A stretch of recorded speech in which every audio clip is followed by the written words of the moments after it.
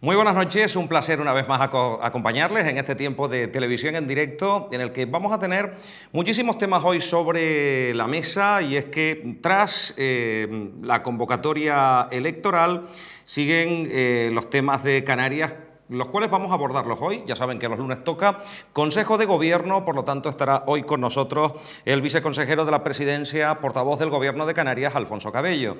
Estará con nosotros el consejero delegado de Gesplan. Hablaremos de Puerto de la Cruz desde el prisma del Partido Popular. Hoy también, para cerrar el programa con música, y anteriormente tendremos que hablar de turismo espacial con el amigo Aníbal Fernández. Todo esto desde ya en este tiempo de televisión en directo que arranca y comienza, como siempre, con el patrocinio del Loro Parque. Bienvenidos, bienvenidas, comenzamos.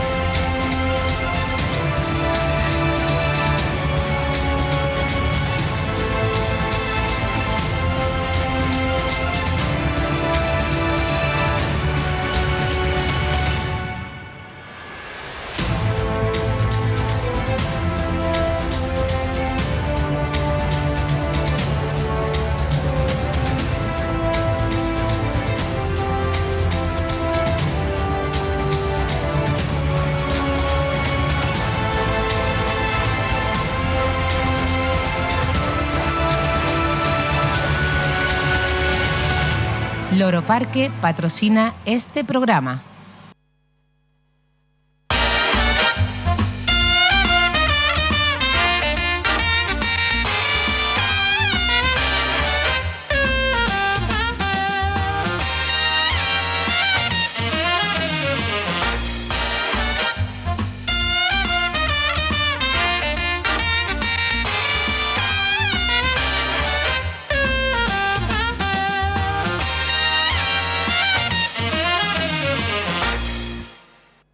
Bueno, pues aquí estamos ya, en vivo y en directo en la televisión de Tenerife. Ya saben que arrancamos, como siempre, mirando a ese espacio maravilloso, el último inaugurado en las instalaciones del MAS de Canarias. Loro Parque nos ofrece los corales más importantes del mundo, cultivados en la isla de Tenerife, y ese espacio se llama Coral Kingdom.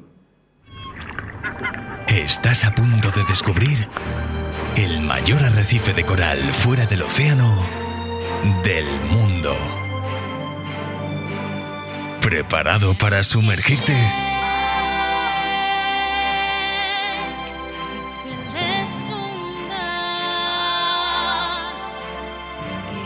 Coral Kingdom, el universo sumergido, ahora en Loro Parque. La soberanía del pueblo canario recae en nuestro Parlamento, es nuestra Cámara Legislativa donde los 70 parlamentarios deciden cómo se gestionan los destinos de nuestra tierra a través de las leyes. Por eso hoy les invitamos a que puedan entrar en la página Parlamento de Canarias y puedan conocer un poco más cómo funciona nuestro Parlamento.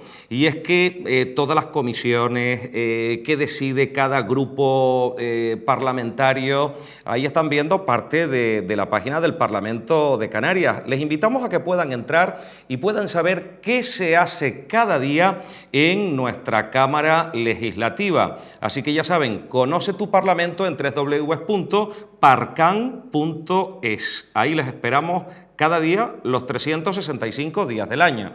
Nuestro primer invitado es viceconsejero de la Presidencia del Gobierno de Canarias. Cada lunes nos acompaña en rueda de prensa para comentarnos cuáles son las decisiones de ese Consejo de Gobierno. Hoy está con nosotros Alfonso Cabello. Muy buenas noches. Muy buenas noches, Dani. Un saludo a todos los televidentes de Ahora Televisión. Bueno, Alfonso, lunes tras lunes vamos informándonos cuáles son esas decisiones, aunque hoy de nuevo vemos que las relaciones Canarias-Estado siguen estando muy a la vista de todo el mundo, sobre todo con el tema de la inmigración.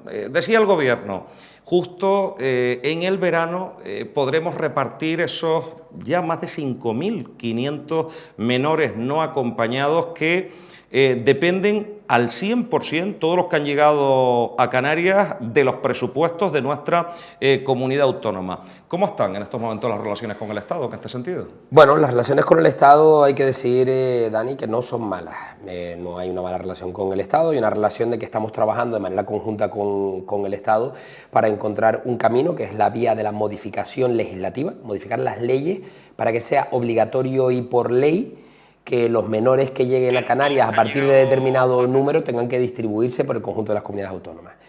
Lo que sí hoy, después de 10 días del mes de junio, hay que poner encima de la mesa un mensaje que fue el que se trasladó hoy después del Consejo de Gobierno, y es que Canarias no aguanta más, Canarias no puede más desde la perspectiva de la presión de menores migrantes en la comunidad autónoma. Ahora mismo tenemos 5.661 menores no acompañados, tutelados en la comunidad autónoma, en 80 centros. Para que te hagas una idea, solo en el mes de junio han llegado 200 menores, casi 1.800 adultos, 200 menores que vienen también a quedarse en Canarias, porque todos los menores que llegan a Canarias ahora mismo no están continuando a otra comunidad autónoma y se están quedando aquí. Hace 9 meses, en el mes de octubre del año pasado, se llegaba a un acuerdo en una conferencia sectorial de infancia y familia, en base al cual todas las comunidades autónomas, las 17 comunidades autónomas, adoptaban un acuerdo por el que 349 menores iban a ser distribuidos por esas comunidades autónomas, con una distribución que ahí se acordó. 9 meses después, de esos 349, han salido 16 menores. Sin duda, la solidaridad de las comunidades autónomas ha fracasado con Canarias. Canarias tiene a día de hoy 5.681. Han llegado en el mes de junio 200. La situación es límite porque no tenemos donde seguir acogiendo a menores migrantes no acompañados de una manera digna. Son menores, son niños y niñas que están llegando. No es esa imagen que vemos habitualmente de esos inmigrantes que llegan y continúan su camino, o que pueden estar en un centro, vamos a decir, mayor, donde pueden haber más migrantes. No, estamos hablando de niños y niñas. Y las obligaciones con esos niños y niñas son exigentes. Hay que darles no solo comida, hay que tratar de integrarlos, hay que tratar de atenderlos después del trauma que han pasado. O sea que la situación es límite. Aquí lo que nosotros necesitamos es ya una respuesta por la vía de la emergencia a este asunto, y al igual que el Gobierno del Estado ha adoptado decisiones que tienen que ver con la amnistía, por poner un ejemplo, y eso ha sido muy urgente y ha sido una emergencia de país y se ha llevado todos los acuerdos y modificaciones necesarias, exigimos lo mismo para este asunto. Tenemos un acuerdo sobre un texto, es verdad que se ha avanzado mucho, es la primera vez que estamos tan cerca de lograrlo, pero cada semana, cada día, cada 48 horas aumenta el número de migrantes que está llegando a Canarias, y es un drama para los pequeños, también para los mayores. Este fin de semana asistíamos cómo llegaba una patera a la Isla del Hierro y habían fallecido en torno a 20 personas en lo que es la ruta más peligrosa probablemente que haya a nivel mundial de inmigración, que es la ruta del Atlántico.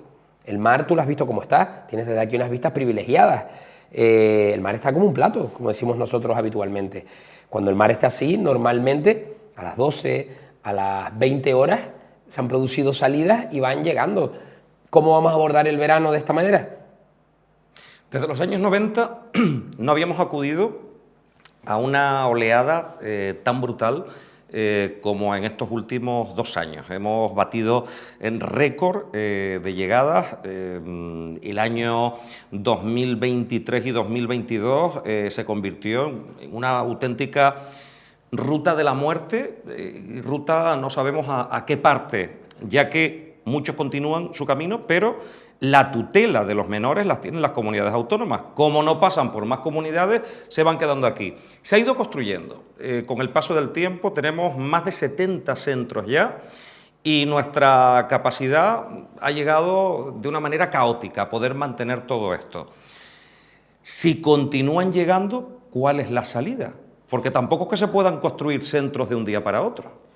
Bueno, ahí está, ahí radica parte de la complejidad. ¿Cuántos van a llegar? Pues nadie lo sabe.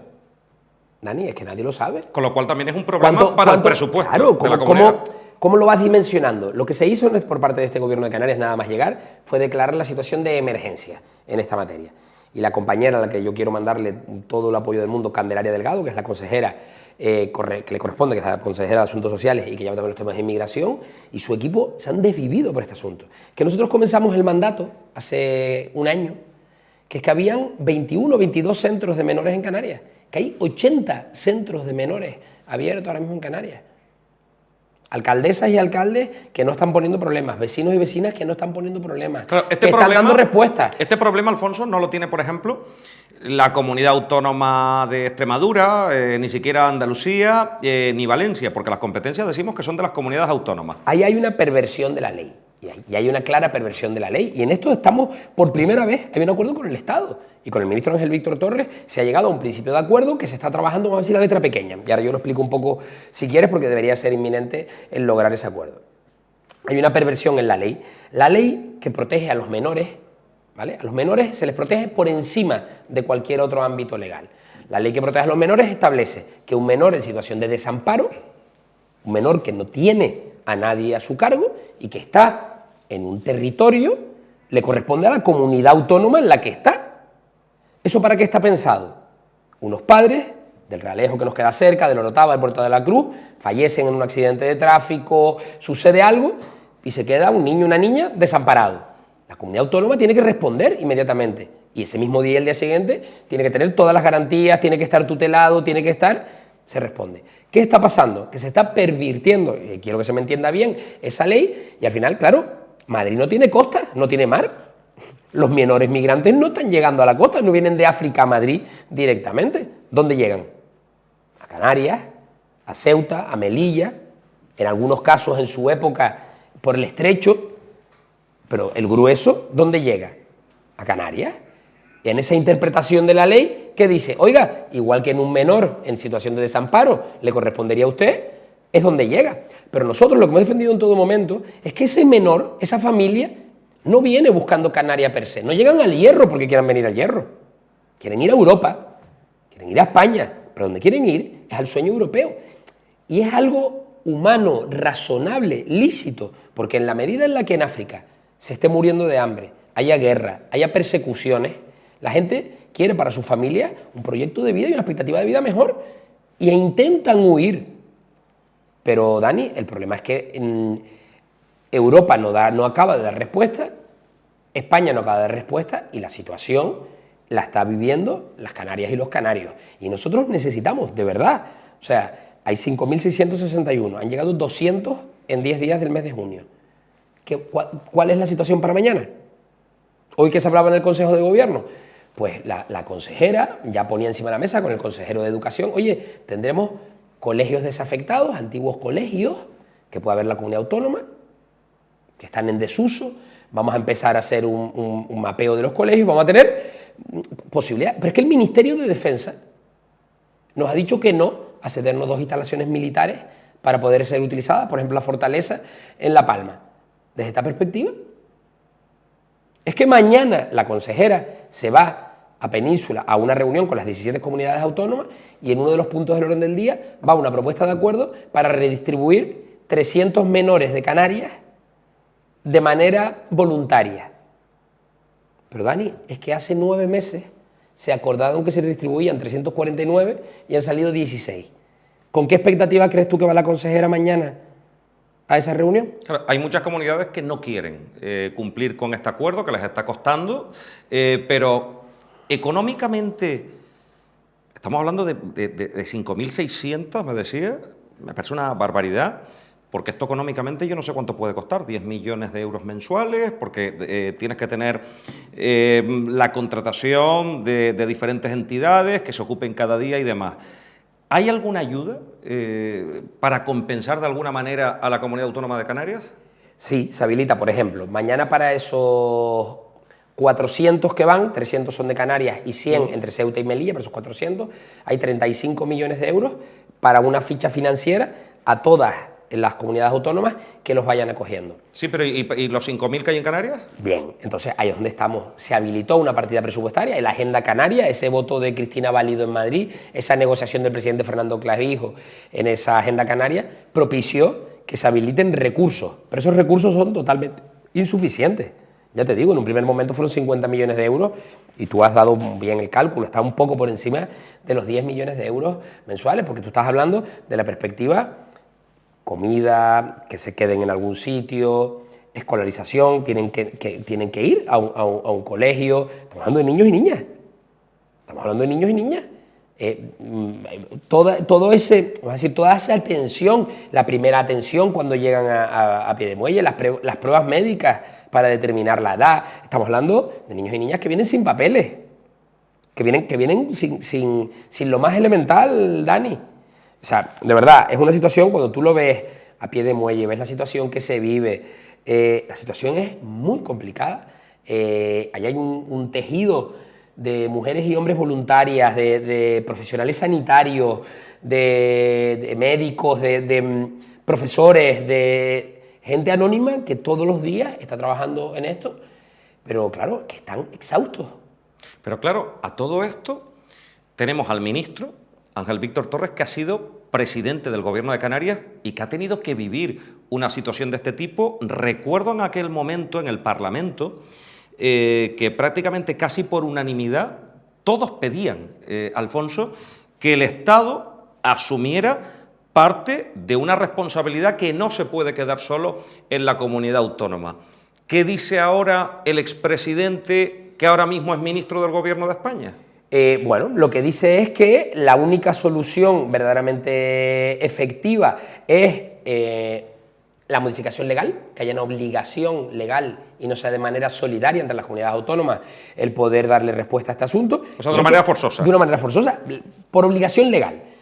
Eso es lo que dice el ministro después de muchas reuniones que ha tenido el presidente del Gobierno de Canarias. Yo he tenido la oportunidad de acompañarlo en algunas con el propio ministro y el equipo. Y es la primera vez, y esto hay que reconocerlo, y fíjate, yo creo que es justo decirlo, hay que reconocerle que Ángel Víctor Torres en este asunto concreto se ha mojado y se ha implicado y parece que estamos más cerca de lo que se ha estado nunca de llegar a un acuerdo.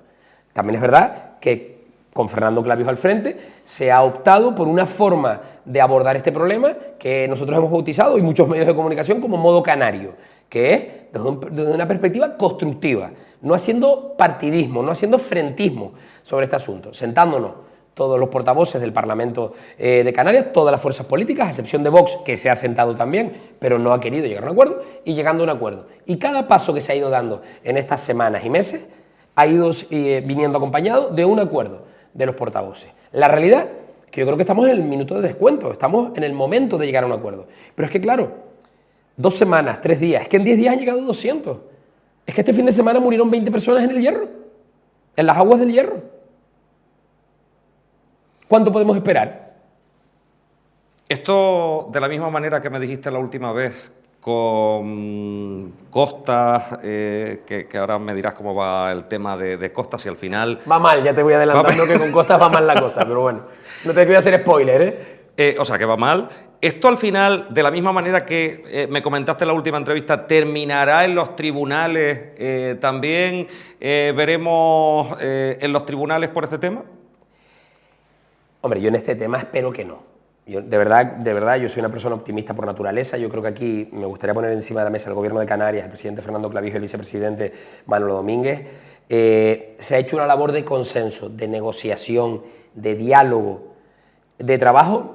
Me gustaría que vieras la cantidad de borradores y el alcance legal, la cantidad de leyes, códigos, estatutos de autonomía, marco europeo, etcétera, que ha habido que alinear todo para poder simplificarlo e intentar llegar a un texto que dé respuesta a la singular situación, te diría la única situación de Canarias dentro del contexto de la Unión Europea. Aquí hay una labor, ¿verdad?, que los servicios jurídicos se han esmerado tremendamente. Ahora falta, y yo creo que todos los partidos políticos, de verdad, o sea, yo creo que, bueno, yo soy sospechoso, el Gobierno de Canarias ha hecho la labor de ese modo canario de entenderlo y dejar fuera la crispación de este asunto. Y de verdad que yo creo que estamos muy, muy cerca de poder lograrlo. Es difícil, Es difícil, porque como tú dices, son muchas comunidades autónomas, son muchas casuísticas peculiares, etc. Pero yo creo que en esto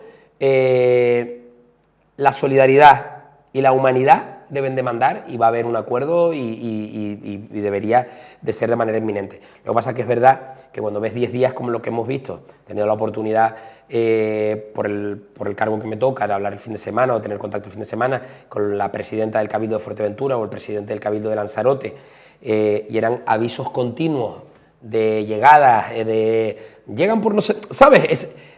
Desvía atención, ¿sabes? Es una situación complicada cuando llegan al Hierro y tú te ves con todas las ambulancias que hay en el Hierro inmersas en atender esto y estás preocupado por si pasa algo en otro lugar. O sea, es muy complicado. Yo digo, ¿hasta cuánto aguantan los turnos, los sanitarios, al 110% de presión atendiendo? Bueno, yo creo que ahí todo ha salido lo bien que se puede, pero la situación es límite, ¿no? Y ya toca, porque si no el verano va a ser muy complicado. Antes tú decías récord tras récord. Es que en el mes de mayo llegaron 11.000, ¿no? El mes de mayo, 11.000. En 10 días en junio llevamos 17.000. ¿Qué va a pasar en los 20 días restantes de junio? ¿Y en agosto? El problema es que nadie lo sabe.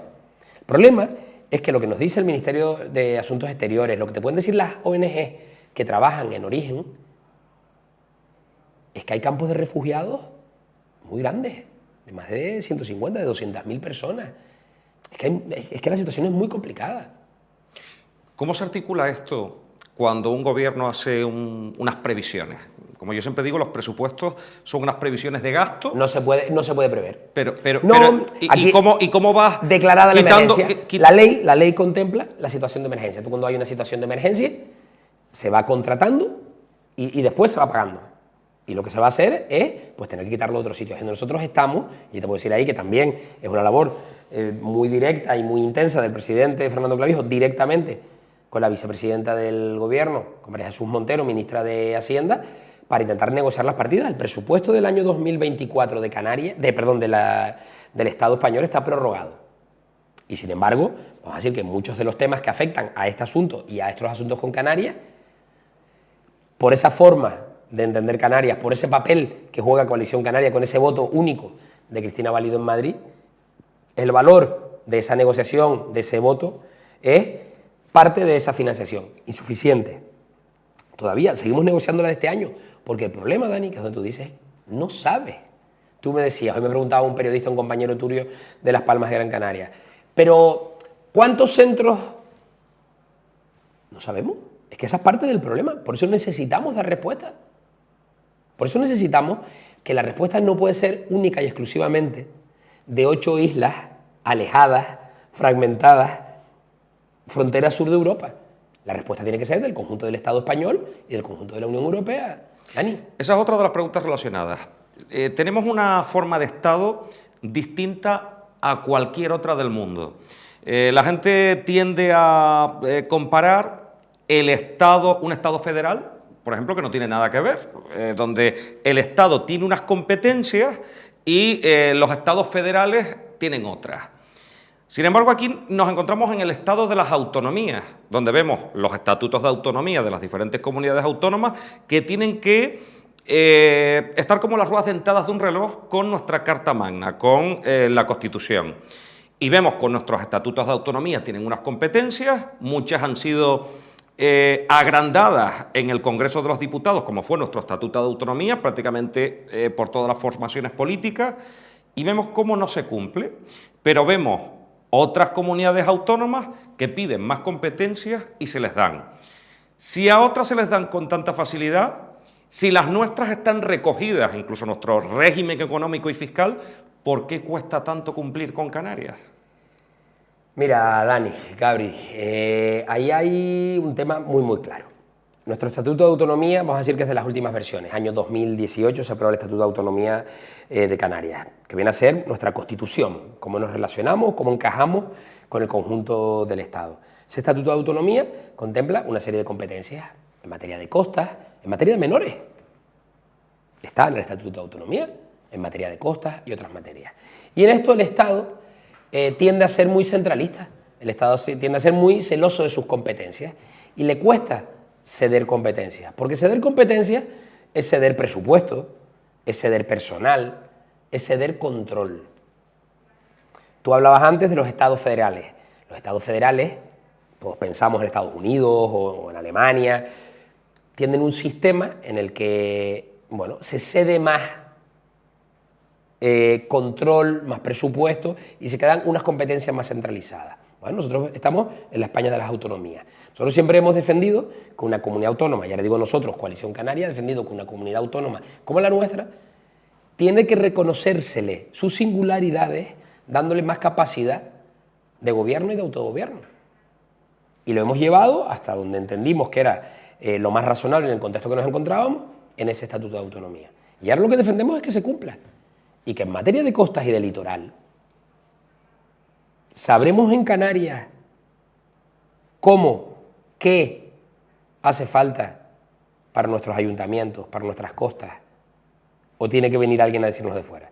¿Es que van a proteger más nuestras costas desde fuera que nuestros técnicos? ¿Es que son menos funcionarios o funcionarias los funcionarios del Estado que los de la comunidad autónoma? ¿Por qué se permiten determinadas cosas en Tenerife Sur o en Fuerteventura que no se permiten en Málaga, en Valencia o en Galicia? Porque las interpretan los funcionarios de la comunidad, del Estado de diferente manera, porque comparan, porque para ellos el marco es el mismo y la realidad y singularidad es totalmente diferente. Yo creo que eso tenemos que ser capaces con eso de entenderlo. Dentro del conjunto de la Unión Europea, tradicionalmente Canarias ha tenido un buen encaje. Sabes que somos región ultraperiférica y está así contemplado en nuestra relación con la Unión Europea. Eso nos da singularidades en nuestra relación. Nosotros siempre hemos defendido que en muchas ocasiones se nos entiende mejor desde Europa que desde Madrid. Eso cuesta. Y tú oyes, por ejemplo, como yo he tenido la oportunidad de oír a la compañera Aneorama contando como en los pasillos o en las comisiones de transporte del Congreso, cuando entran diputados nuevos, etcétera. Entonces, es que claro, que ustedes no se pueden quejar porque ustedes los canarios tienen el descuento para los viajes. Entonces, mira, pero es que eso no es un privilegio, es que eso es un derecho. Porque igual que alguien de Sevilla puede ir en AVE, o las líneas de alta velocidad, ¿quién las paga? ¿No las pagan los impuestos de todos los españoles? Yo no puedo coger un AVE. Yo no puedo irme de una comunidad a otra, como tú puedes hacer si estás desde Andalucía a Madrid, a País Vasco o a Cataluña, cogiendo una carretera, sin pagar un duro. Me refiero, eso es nuestra singularidad. Lo que te quiero decir es, oye Dani, nosotros necesitamos que Madrid, y no me refiero a la comunidad, sino que el Congreso de los Diputados y el Senado conozca y respete nuestras singularidades. Y bueno, y al final las tiene mucho, porque somos un territorio el más alejado y el más fragmentado. Económica, sabe usted, profesionalmente además, es un profesional de la economía y en Canarias todo nos cuesta mucho más. Pero después el Estado le cuesta mucho invertir en Canarias, donde Canarias tiene sus competencias, pero es verdad que tener 7 hospitales de referencia, 2 de primer nivel en cada una de las islas capitalinas, eso es un coste importantísimo. Si además tenemos que estar mirando nuestras carreteras por islas, nuestro propio sistema energético, que son 7 distintos, no podemos pasar energía del Hierro a Tenerife. Si a esto le sumamos que tenemos que tener nuestros sistemas sanitarios, educativos, transportes, esta comunidad siempre va a ser los costes van a ser mucho más caros, mantener la estructura administrativa, que en cualquier otra comunidad del Estado. Sin embargo, no tenemos compensaciones por nuestra zona ultraperiférica y además por nuestra propia realidad insular y fragmentada. Esto hace que otros muchos partidos digan, muy bien, no podemos bajar los impuestos, hay que gravar de alguna manera más. Sin embargo, no están ustedes en esa tarea, por ejemplo, hablo de la ecotasa, por ejemplo, y de gravar otro tipo de impuestos en Canarias para aumentar la recaudación. ¿Qué vamos a hacer entonces? ¿Cómo poder seguir manteniendo todo esto? ahí más Hablo de PSOE y de Nueva Canarias. Me has querido llevar, me has ido llevando, bueno, es tu profesión. Aquí hay una primera reflexión, que es, nosotros necesitamos una Canarias de iguales, donde las oportunidades y las expectativas sean iguales, vivas en El Hierro, vivas en Tenerife, vivas en Gran Canaria o vivas en Fuerteventura. Y hay que intentar tener una Canarias de iguales, ¿no? Donde, oye, si te da un infarto y vives en El Hierro, tengas una oportunidad similares a alguien que vive en Tenerife y le dé un infarto. Con la complejidad que eso tiene, tú lo has dicho. No puedes llegar en carretera, bueno, hay una serie, los sistemas eléctricos los has definido, es único en el mundo. ¿Por qué Canarias tiene tanta experiencia? Es pionera a nivel europeo y mundial en desalación de agua. Porque la obligación ha obligado con el paso de los años a perfeccionar esa técnica en Fuerteventura, en Lanzarote, etcétera, y tener esas plantas desaladoras. Entonces, nosotros entendemos una Canarias de iguales, por lo tanto, servicios similares, y hay que seguir apretando en llegar a esa capacidad. Hospitales, no para de asistir. La semana pasada la consejera de Sanidad, Esther Monzón, acompañada con el presidente, estaba en Fuerteventura y en Lanzarote inaugurando varias unidades diferentes. Hace 2 semanas se aprobaba una inversión de 12 millones de euros para Tenerife, pero que va a dar servicio a toda Canarias, de un ciclotrón que permite todo un tipo de pruebas diagnósticas que hasta ahora se estaban importando todos esos materiales y su laboratorio aparejados de Península, etc. ¿Y eso cómo se sostiene? Nosotros defendemos desde el gobierno de Canarias actual que tenemos que recaudar lo justo, y lo que se pase de lo justo para pagar esos servicios públicos se puede devolver a la ciudadanía. Para eso, Dani, hay que reconocer el gasto real y ser eficientes. Nosotros hemos defendido, cuando llegó este gobierno de Canarias, hace 10, 11 meses aproximadamente, habían casi 500 millones de euros de desfase presupuestario que hubo que asumirlos. Este gobierno de Canarias tuvo que adoptar, y a día de hoy, si tú vas a una gasolinera en la isla de La Gomera, del Hierro o de La Palma, y pones combustible, te va a salir 20 céntimos más barato el litro de lo que te salía hace 8 o 9 meses.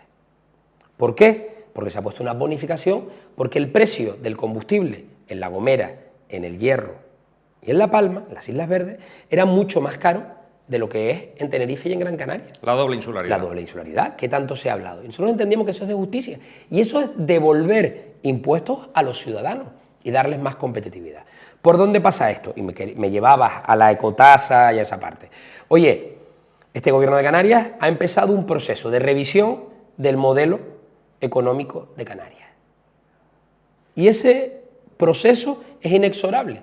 Se está en él y se están dando los pasos lo más rápido posible.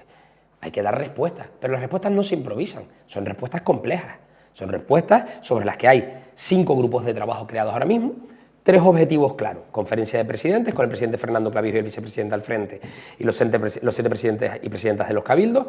Tenemos que trabajar en la redistribución de la riqueza vinculada al sector turístico, tenemos que reflexionar sobre el planeamiento, sobre dónde y qué se puede construir y cómo en Canarias, y transparentarlo y reflexionar. Y un tercero que tiene que ver sobre, para mí, y yo soy sospechoso porque soy el responsable de esa mesa de trabajo, uno de los grandes desafíos que tiene esta comunidad autónoma, que es el desafío del reto demográfico. ¿Cuántos somos? ¿Cómo hemos crecido? ¿Dónde hemos crecido? ¿Y hacia dónde queremos ir? Bueno, y en eso se está trabajando de una manera decidida. Esta mañana, pues por ejemplo, esta mañana me acompañaba en la rueda de prensa que tú hacías mención el consejero de Transición Ecológica, y se va a llevar el día 24 de mayo al Consejo de Gobierno un nuevo decreto de ley para ley del cambio climático, para posibilitar y acelerar significativamente la transición energética hacia energías más sostenibles, simplificando muchísimo administrativamente el tema. Está ahora mismo enviado el borrador de ese decreto ley a los cabildos y ayuntamientos para que puedan realizar aportaciones. Esa es una realidad a día de hoy. Es que hay otra realidad, y es que a día de hoy hay un borrador criticado, comentado, alabado por unos y denostado por otros, sobre regular la vivienda vacacional. Pero es que el anterior gobierno de Canarias del Partido Socialista, en 4 años, no tomó una decisión a este respecto. Bueno, yo creo que se trata de ordenar las cosas. Se trata de ordenar las cosas. Al Al final, uno lo que quiere, o yo a lo que aspiro, es que mis hijos vivan mejor que yo y que puedan vivir aquí. Eso es a lo que a mí me gustaría y con expectativas de poder vivir aquí. Bueno, en ese contexto estamos, se está trabajando desde la perspectiva de la innovación. Esto daría para 2 programas, pero se están haciendo muchas cosas en materia de innovación. Yo tuve la oportunidad de estar la semana pasada 2 días en Madrid, South Summit, una reunión, la mayor reunión de startups de toda España, te diría de toda Europa, pero la mayor que se celebra en España, con empresas de toda Europa en el ámbito de la innovación, con 18 empresarios canarios y canarias. Espectacular, unos proyectos espectaculares, proyectos muy pequeñitos, pioneros, uno con contrato ahora en Dubái para una tecnología que mapea y limpia tuberías de oleoductos. Claro, hecho patentado aquí en Canarias. Aprovechando que ha estado usted ahí, que parece que fuera del turismo en Canarias no hay más vida para crear ese volumen de puestos de trabajo y esa riqueza que nos llega cada año.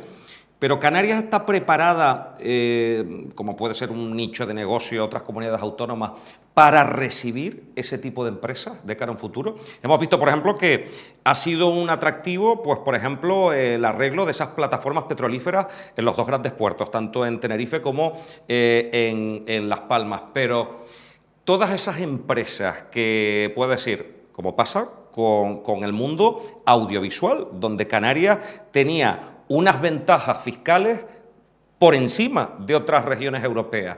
Se puede empezar a trabajar para decir, miren, que aquí aunque estemos frente a África y que estemos alejados de la metrópoli, como decía Antonio Cubillo, aquí somos lo suficientemente atractivos y además vamos a hacer unas reglas fiscales que van a ser súper atractivas para que pueda venir otro tipo de empresas con otro tipo de trabajadores.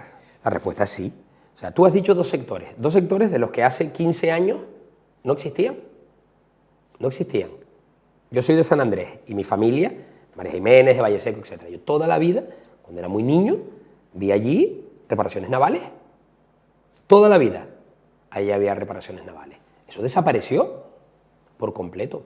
Se ha recuperado. Es un sector, todos los vinculados a esa economía azul, todos los vinculados al mar, son sectores incipientes. Hay empresas y astilleros de referencia a nivel mundial en Canarias. Arreglos de cruceros, arreglos de plataformas, etc. Sector audiovisual, que tú decías, es un claro ejemplo de éxito. Cientos de rodajes en Canarias, muchísimo empleo directo generado, rodajes que vienen de fuera y talento que va fuera. Esta semana se está celebrando en Francia el mayor festival de cine de animación que hay en el mundo, los Oscars del cine de animación. Hay un canario, David Curbelo, que tiene una película nominada en una de las categorías entre 3.500 películas. Se nominó a esta película. Se está compitiendo estos días. Lo quiero poner como la otra parte del sector audiovisual. No solo damos servicios cuando vienen los grandes rodajes de fuera. No, es que está creciendo y floreciendo talentos desde esa perspectiva. Pero es que, yo te decía la semana pasada, South Summit, es que en el sector aeroespacial, si tú te coges hoy un Vinter, te vas a Fuerteventura, tú puedes ir a ver y tocar un aeropuerto completo, un estratopuerto, ya construido, con los edificios construidos, donde se está haciendo investigación a primer nivel internacional en materia de drones y vuelos aerostáticos a alta altura en la estratosfera para investigación, para comunicación, para seguridad. Y hay empresas pioneras a nivel mundial que están ahora mismo en Fuerteventura realizando esos proyectos. Hay potencialidades. La semana pasada, mi compañero Gustavo González de Vega, viceconsejero de Economía e Internacionalización, estaba con un grupo de 10 empresas latinoamericanas, entre 200 que quisieron participar, se analizaron el potencial que tenían, y 10 empresas han venido desde Latinoamérica a conocer Canarias y todo su entramado industrial para basarse aquí con un compromiso de inversión y de contratos para trabajar hacia Europa y hacia África. Eso está sucediendo a día de hoy, pero la realidad es clara. El sector turístico es un sector principal, es el core de la economía de nuestra comunidad autónoma y como tal tenemos que tratarlo y tenemos que seguir mimándolo, pero mimándolo exigiendo, mimándolo cuidando lo que aporta y ordenándolo Pero está claro, pero yo creo que las potencialidades de Canarias están claras.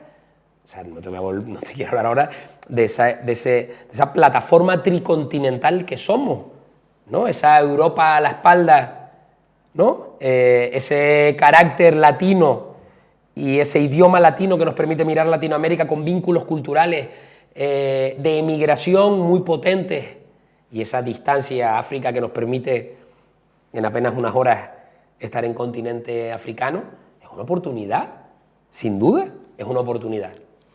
No quiero terminar esta entrevista, dejamos la parte, si le parece, pues de representación institucional para meternos en la parte orgánica de Coalición Canaria. Es usted secretario general de Coalición Canaria en nuestra capital, en Santa Cruz de Tenerife, y acabamos de concluir con unas elecciones europeas que han sido muy reñidas, que en ocasiones han visto muy en clave nacional y donde ya los resultados han dado cómo va a quedar la composición de nuestro Parlamento, de esos 720 escaños, y también cómo han quedado las elecciones en Canarias. En Canarias las ha ganado el Partido Socialista, el Partido Popular ha crecido bastante, pero ¿qué ha sucedido con Coalición Canaria? ¿Por qué esa pérdida de 100.000 votos de esas urnas que se abrían en el 2019 a estas del 2024? Bueno, tú has dado parte de la respuesta en la formulación de la pregunta. Son unas elecciones que se han planteado como un plebiscito, en una clave entre rojos y azules, entre bloques, la izquierda y la derecha, y ha costado abrir un hueco con un acento diferente. Y lo pongo ahí, que era nuestro claim de campaña con el candidato Carlos Alonso. ¿Qué pasaba en el 2019? Que las elecciones europeas coincidían con otras urnas, con otras elecciones, y la gente entendía el rol de Coalición Canaria en esas elecciones. En unas elecciones europeas, ese rol, esa polarización ha sido mayor, y es la primera vez que no se coincide, desde el 2014, hay una urna sola. Y eso ha pasado factura. Yo creo que ahí nosotros nos podemos rasgar las vestiduras, tenemos que ser capaces de analizar que no se ha entendido la importancia para Canarias de Europa, no se ha entendido, y no se ha entendido que las singularidades de Canarias en Europa las defiende un partido nacionalista, y las defiende en este caso Carlos Alonso. ¿Tú crees que Juan Fernando López Aguilar, cuánto hace que tú no veías a Juan Fernando López Aguilar en Tenerife, en cualquier lado haciendo campaña? O a Gabriel Mato. ¿Desde qué año son ambos? Uno era el 15 de la lista de su partido, y otro no sé si era el 20, no sé qué número era el otro. ¿Cuántas veces el Partido Socialista Europeo se va a defender para hablar del plátano de Canarias? Cuando la gente de Asinca, cuando la gente de los industriales canarios tenga un problema, va a ir a Bruselas a tocar la puerta. ¿De quién? De Teresa Rivera. Para que defienda los intereses de los industriales canarios, a diferencia de los intereses de los industriales gallegos. El nivel de abstención ha sido brutal en Canarias, pero ¿qué ha pasado para que Coalición Canaria no haya...? Dani, yo lo asumo a que no se ha entendido, de verdad. O sea, tú vas en la tele, esto es como me pasa con los niños. ¿Tú eres del Madrid o del Barça? Y le dices, del Tenerife. O sea, vale, del Tenerife, pero ¿eres del Madrid o del Barça? O sea, no. No sé si quiero ponerte el ejemplo, ¿no? Se da la circunstancia de que yo creo que es que el conjunto de la ciudadanía no ha entendido la importancia vital que tiene para los asuntos de Canarias que haya una voz canaria. Te pongo un ejemplo más cercano. ¿Qué pasaría si en lugar de solo estar Cristina Valido en el Congreso de los Diputados, tuviéramos 4, 5 o 6 diputadas y diputados canarios allí en Madrid? ¿Qué sucedería? Igual en Bruselas, Dani. Cuando tú tengas que llamar a alguien, digo tú, no tú físicamente, cuando un colectivo, cuando haya un problema de estas características, entonces, bueno, me queda la pena, la tristeza de no haber podido hacer más. Se hizo un esfuerzo muy, muy grande. Teníamos un candidato muy potente, el mejor candidato posible, funcionario de la Unión Europea, expresidente del Cabildo de Tenerife. que hubiera hecho una labor excepcional. Bueno, nosotros íbamos de manera conjunta con el Partido Nacionalista Vasco, no se oculta, hay que ponerlo encima de la mesa, un partido que entiende una concepción de Europa como la que entendemos nosotros, por encima incluso de los estados, una Europa de las regiones, de las singularidades, una Europa que tiene que entender qué es Canarias, más allá de entender lo que es España también.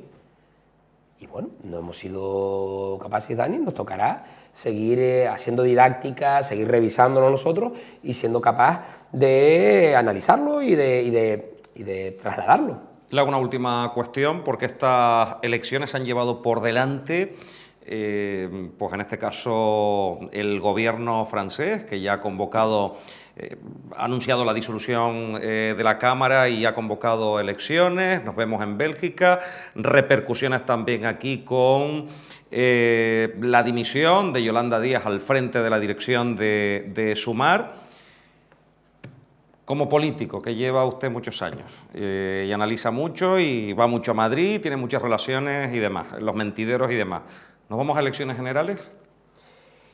Yo creo que no. Yo creo que el golpe de efecto, la caída, en desgracia, desde la perspectiva de partido hoy, de Yolanda Díaz dentro de Sumar, hace que no se den las condiciones para que Pedro Sánchez, en un análisis de sus posibles resultados, combine un apoyo suficiente que lo vuelva a ser presidente del gobierno. Él solo no es capaz de tener una mayoría absoluta y el conjunto de sus socios se han ido desinflando por el camino. Yo creo que no se dan las circunstancias.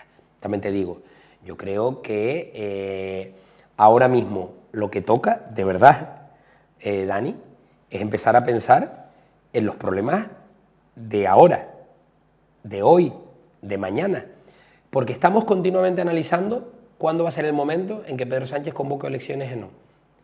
Pero en ese ínterin, ¿quién está centrado en los temas de verdad, en los presupuestos generales del Estado?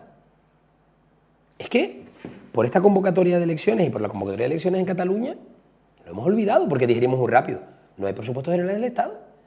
Que no hay presupuestos generales del Estado es una ley de rango obligatorio que viene a decir en qué y cómo se va a gastar el gobierno el dinero y cuánto le corresponde a cada comunidad autónoma. Y ahora no se sabe. No sabemos. Ni siquiera en el 2025. Ni siquiera. Por eso te digo, o sea, en el momento en el que estemos siempre analizando qué va a pasar con la celebración de elecciones o no, y no estemos pendientes de lo otro, nos están haciendo, no sé si es políticamente incorrecto, ¿no? ¿Te acuerdas? Hace muchos años, tengo una edad, aquello de la calle Castillo del trilero, ¿no? Tengo la sensación de que nos tienen despistados hablando de otra cosa y no avanzamos en los problemas de verdad. Y nosotros desde Canarias, que tenemos un gobierno estable, sólido, tratamos de poner una y otra vez el tema encima de la mesa. Oiga, ¿qué pasa con la Agenda Canaria? ¿Qué pasa con el convenio de infraestructuras educativas? ¿Qué pasa con el convenio de infraestructuras hidráulicas? ¿Qué pasa con los dineros para inmigración?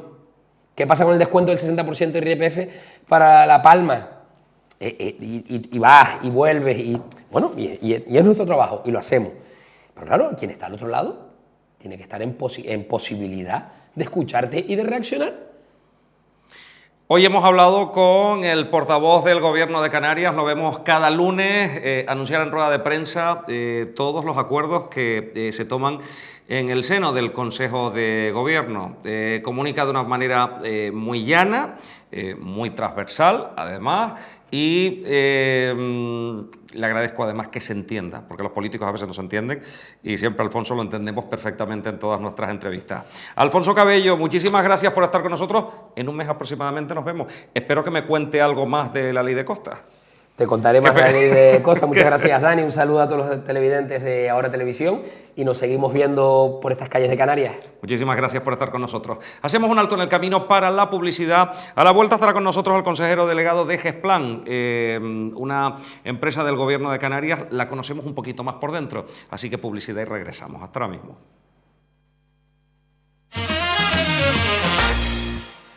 Loro Parque patrocina este programa. Patrocina este programa.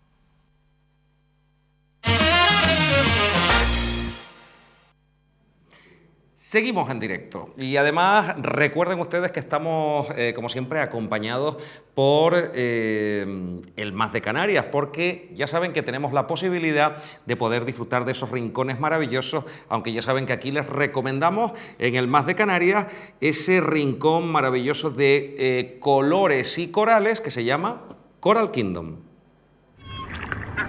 Estás a punto de descubrir el mayor arrecife de coral fuera del océano del mundo. ¿Preparado para sumergirte?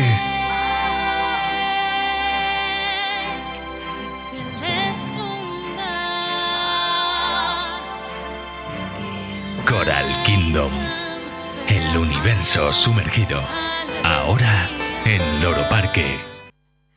Pues seguimos en directo y además lo hacemos con un hombre que ha sido viceconsejero, ha sido del Gobierno de Canarias, ha sido consejero en el Cabildo y ahora con otras funciones muy distintas en una empresa de la que oímos mucho hablar, pero que muchas veces decimos, ¿de qué se encarga? ¿Cuáles son las funciones? ¿Qué cometido en una de esas empresas públicas que tiene el Gobierno de Canarias? Pues toda la gestión de todo el planeamiento y de ahí su nombre, GESPLAN.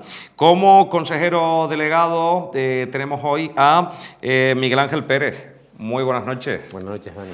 ¿Qué tal? ¿Cómo está siendo esta nueva aventura? En una empresa que ha sido... podemos decir que uno de los núcleos importantes para toda la gestión de la planificación en Canarias. Bueno, hoy llevo 8 meses de consejero delegado, ya era vicepresidente de la empresa en la legislatura anterior y ahora en un nuevo desarrollo profesional, alejado un poco de los primeros focos de la política activa, pero bueno, al final en una empresa pública donde participa el Gobierno de Canarias, pero también los 7 cabildos y actualmente 75 ayuntamientos. Por lo tanto, es una empresa que da servicio principalmente en 2 áreas estratégicas, por eso el nombre de la empresa, planificación territorial, pero en una pata importantísima que tiene que ver con la conservación de la naturaleza, que es el medio ambiente. Llevamos muchísimos proyectos, no solo de gestión forestal, que todo el mundo conoce, los equipos EIRIF, los equipos de prevención de incendios que están ubicados en La Palma, La Gomera y El Hierro, los refuerzos de las BRIFOR de Tenerife, también temas de economía circular, importantísimos para la gestión de los residuos, bienestar animal, que también realiza principalmente en las islas orientales, y como objetivo prioritario, pues la gestión de la planificación, ¿no? Yo creo que ese es el abanico principal de GESPLAN, aparte de otras muchas cosas no tan conocidas, pero que en los últimos meses le hemos dado proyección, sobre todo para acompañar a las universidades canarias y a las empresas públicas canarias en la internacionalización del sector productivo canario. Pero cuando hablamos, por ejemplo, yo he hablado con muchos alcaldes, muchos concejales de urbanismo, dice, bueno, le hemos encargado este proyecto a GESPLAN. Todo pasa por GESPLAN. No, ¿sería la única empresa que puede contar con todo ese desarrollo, planos aéreos, a la hora ahora mismo que están en manos de los ayuntamientos la planificación de todos esos planes de ordenación del territorio? ¿Sería la única empresa que podría tener esas competencias públicas que den cuerpo legal a todos esos instrumentos sumamente necesarios, ahora que ya volvemos a hablar tanto y está tan de moda de nuevo la ordenación del territorio? No es la única, pero te garantizo que sin lugar a dudas es la mejor que realiza ese trabajo en Canarias. No solo por el número de profesionales que tiene actualmente, sino por la profesionalidad y la experiencia que tienen, ¿no? Tenemos un equipo muy joven, muy joven, la edad media no supera los 40 años, pero ya con una enorme experiencia en planificación. Eso ha supuesto que las administraciones locales, a través de los encargos, que es como se denomina el proceso de contratación que tienen las administraciones públicas con esta empresa pública, confíen en nosotros para desarrollar la planificación territorial. Todo el mundo sabe, bueno, la planificación tiene un proceso de muy largo plazo. La ley del suelo de 2017 creo que intentó enterrar la planificación para irnos más a una iniciativa de proyectos, de ir a proyectos concretos. Se ha visto que no ha funcionado y yo creo que afortunadamente el Gobierno está reculando y está volviendo otra vez a creer en la planificación, y lo más importante, ya no solo el Gobierno de Canarias, que su consejero de territorio apuesta mucho por la planificación, sino todos los ayuntamientos de Canarias están intentando, porque se han dado cuenta de que no se puede seguir el desarrollo de Canarias sin tener una planificación previa, ¿no? Y yo creo que eso es importante tenerlo en cuenta. Y se han dado cuenta de que sus planes están muy obsoletos, con desarrollos urbanos antiguos que después derivan en bronca pública porque la ciudadanía no entiende que se hagan desarrollos urbanos que a lo mejor estaban previstos hace 40 años y ahora de la nada pues empiezan a florecer por algún lado. ¿Por qué? Porque el desconocimiento de la ciudadanía ante planes tan antiguos, de hecho hay municipios de Canarias que todavía tienen planes de los años 80. Por lo tanto... Y algunos que no tienen ni plan, sino lo que se llamaban anteriormente normas subsidiarias. Efectivamente. Entonces, el GESPLAN está para ayudar. Es nuestro target principal, ayudar a las administraciones públicas en lo que son competencias de ellos y no pueden realizar. Ese es el objetivo principal que tiene GESPLAN actualmente. Claro, cuando a alguien le encarga GESPLAN, yo qué sé, ahora mismo, antes tú tenías un plan general para toda Canarias, ya eso ha desaparecido, y ahora tendríamos los PIOT, por ejemplo, Tenerife, y después 31 municipios que tienen que planificar. Y todos tenían que converger en el mismo sentido.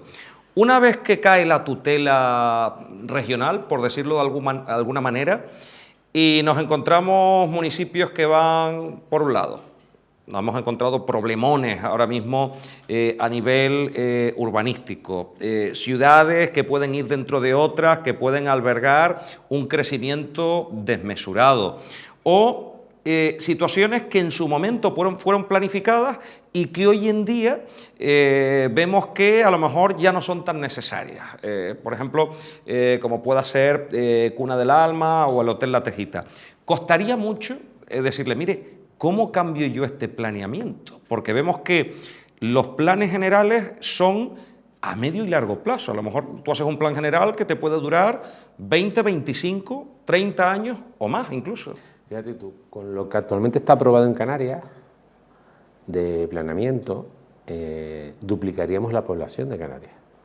Actualmente, o sea, si tú vas a los planes generales y computas las previsiones que cada uno de los planes generales de los 88 municipios que conforman el archipiélago los pusieras a medir, el 100% de la ocupación de esos planes generales, o sea, la colmatación que supone ese desarrollo de ese plan general, de esos 88, o sea, normas subsidiarias que todavía están aprobados, supondría el doble de población de la actualmente. Estamos hablando de 2.300.000, pues multiplica por 2, pues unos 4 millones de habitantes que tendría Canarias si se llevara a cabo todo ese desarrollo urbano, sin contar los ámbitos turísticos de desarrollo que todavía existen y que están en vigor. Y hay una cosa que tenemos que tener clara: si existe y está en vigor, el propietario tiene derechos. No se le pueden quitar los derechos así como así. Igual que si tú tienes una casa, no se te puede quitar la casa si no hay un procedimiento de expropiación. El señor de La Tejita, el señor de Cuna del Alma o cualquier otro señor que tenga un proyecto y tiene unos derechos consolidados, tiene derechos. Y estamos en un Estado de Derecho y que genera seguridad jurídica. Esto es otro debate, que tampoco voy a entrar, pero ciertamente por eso es tan importante que la planificación esté al día.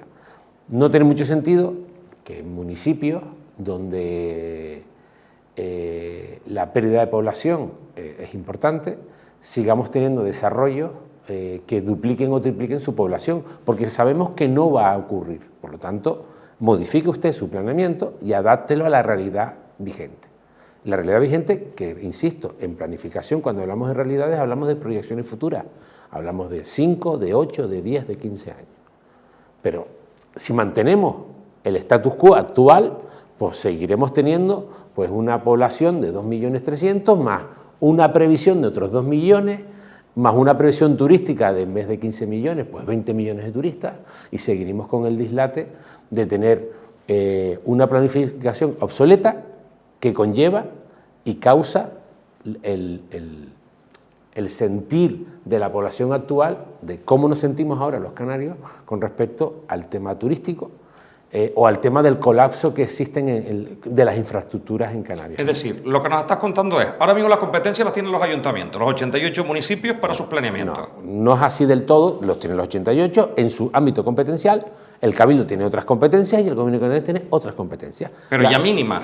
Bueno, no, porque al final el Gobierno de Canarias también decide si al final ese planeamiento si es conforme a derecho y si cumple la ley del suelo y si cumple una serie de normativas autonómicas y estatales que se tienen que cumplir. Hay una ley del suelo estatal, no nos olvidemos, o sea, la estructura jurídica en Canarias no es solo a un plan general en el ayuntamiento como yo quiera y como a mí me da la gana. Tengo que cumplir ciertas normas de distintos aspectos y distintos ámbitos. El PIO siempre lo tienes que respetar, siempre tienes que respetar la normativa autonómica, ya no solo la territorial, sino también la sectorial, el sector eléctrico, medioambiental, bienestar animal, urbanística del Código Técnico de Edificaciones, etcétera, etcétera. Más las leyes donde tú no puedes poner un cementerio donde te dé la gana, efectivamente, ese tipo de cosas, ¿no? Pero si vemos que cuesta tanto crear un plan general, que me dices, ahora mismo, el titular sería, de lo que tú nos has comentado esta noche, ahora mismo gran parte de los planes generales en Canarias están obsoletos. Por no decirte el 100%. Me parece una locura. Es decir, si es una de las competencias principales que tienen los ayuntamientos, es decir, la más importante sería el plan general, y de ahí, que tú no puedes hacer un plan general cada año, evidentemente, y a partir de ahí los presupuestos cada año.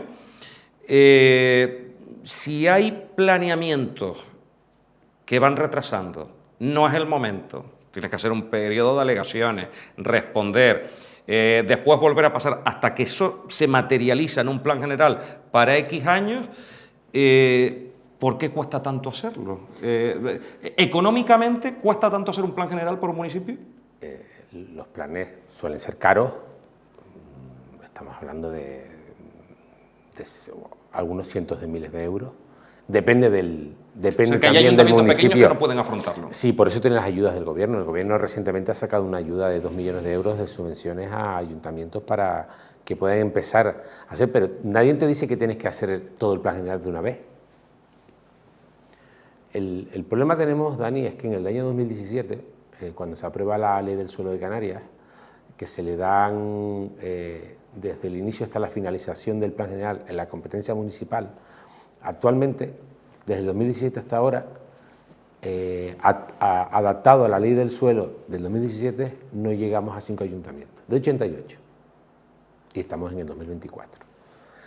Por distintos motivos, unos porque no les ha interesado, otros porque han iniciado los procedimientos y no los han acabado, y tiene también mucho que ver con la visión que se tiene en cada uno de los municipios, ¿no? de su territorio. Yo siempre he abogado, esto ya como urbanista, no como gerente de GESPLAN, siempre he abogado como por solo modificar y reestructurar zonas donde tú quieres actuar de manera urgente. Un municipio es muy grande en términos de planificación y tú puedes fraccionar el planeamiento para, salvo algunas determinadas cosas que son de ámbito general, de ámbito más global, tú puedes interactuar con el planeamiento de manera más pequeña, ¿no? y hacerlo más fácil y más cómodo. Primero, más cómodo para los ciudadanos a la hora de entender qué es la planificación. Y segundo, a la hora de tramitarlo. No es lo mismo tramitar un plan general de todo un municipio, porque te pongo el ejemplo, por ejemplo, San Cristóbal de la Laguna, municipio muy grande, que tiene cumbre, tiene mar, tiene medianías, tiene unas áreas urbanas muy importantes, con unas infraestructuras estratégicas para Canarias, con el aeropuerto, la autopista TF5, un colapso importante de infraestructuras, porque por ahí pasa todo el nodo de movilidad de la isla de Tenerife, y tiene un problema, ponle tú que tenga un problema en Tejina, identificado en Tejina, y tú dices, bueno, voy a modificar todo el plan general. Sinceramente a la gente de las Mercedes le va a interesar el problema de Tejina y vamos a mover todo un plan general solo para irte al problema concreto. Vayamos al problema concreto, no abramos tantos frentes y vamos poco a poco modificando. El ejemplo, Barcelona. El plan general de Barcelona es de los años 70. Con el plan general de Barcelona de los años 70 se modificó y transformó la ciudad para los Juegos Olímpicos de Barcelona 92. Quiere decir que tenían un buen plan. Sí, y se ha ido desarrollando porque el concepto urbanístico en Barcelona, en la zona catalana y en el territorio de Levante español, sobre todo en la zona de Cataluña, es un concepto urbanístico un poco diferente del que usamos aquí. Pero aún así, esa visión de no es importante el aspecto normativo de ir al centímetro. Tú puedes hacer un plan general bastante más genérico e ir después desarrollando tramos poco a poco. Eso lo estamos intentando a través de ese plan, intentando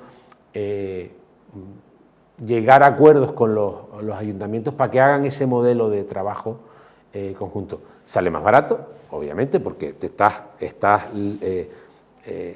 yéndote a lugares concretos y a preocupaciones de la ciudadanía muy concretas y no tienes que estar utilizando enormes cantidades de dinero público para procedimientos de modificaciones generales que te pueden durar 4, 5, 8 años, y ese es otro problema.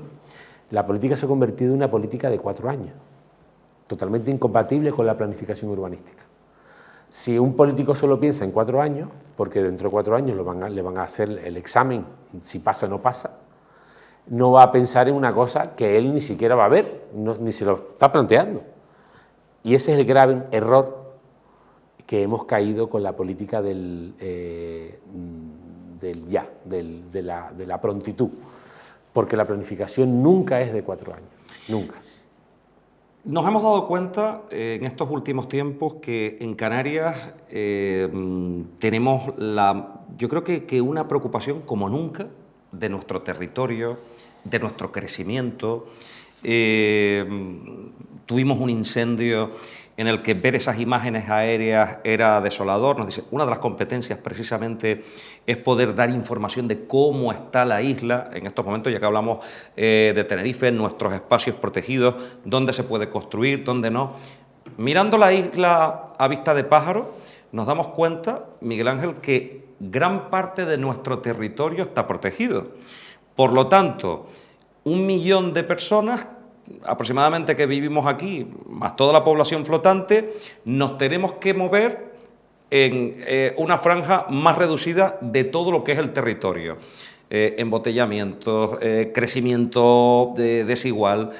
Lo que nos has comentado me parecía súper interesante, lo de con un planeamiento de los años 70, es decir, gente que se adelantó a su tiempo de cómo poder hacer crecer la ciudad de una manera moderada. ¿Por qué no en Canarias? Porque hemos crecido de manera tan desigual, tan irregular, tan desmedida y tan diferente a lo largo del tiempo. Muchos de los problemas hablo de Tenerife en concreto. Mira, en el año 73 se hace el primer plan insular de Tenerife. Lo hizo Oxiadi, una empresa peninsular, y fíjate tú, ya en el año 73 establecía el cierre del anillo insular, la famosa autopista que circunda toda la isla de Tenerife, ya en el año 73 estaba prevista. Estamos en el 2024 y no está cerrado el anillo insular.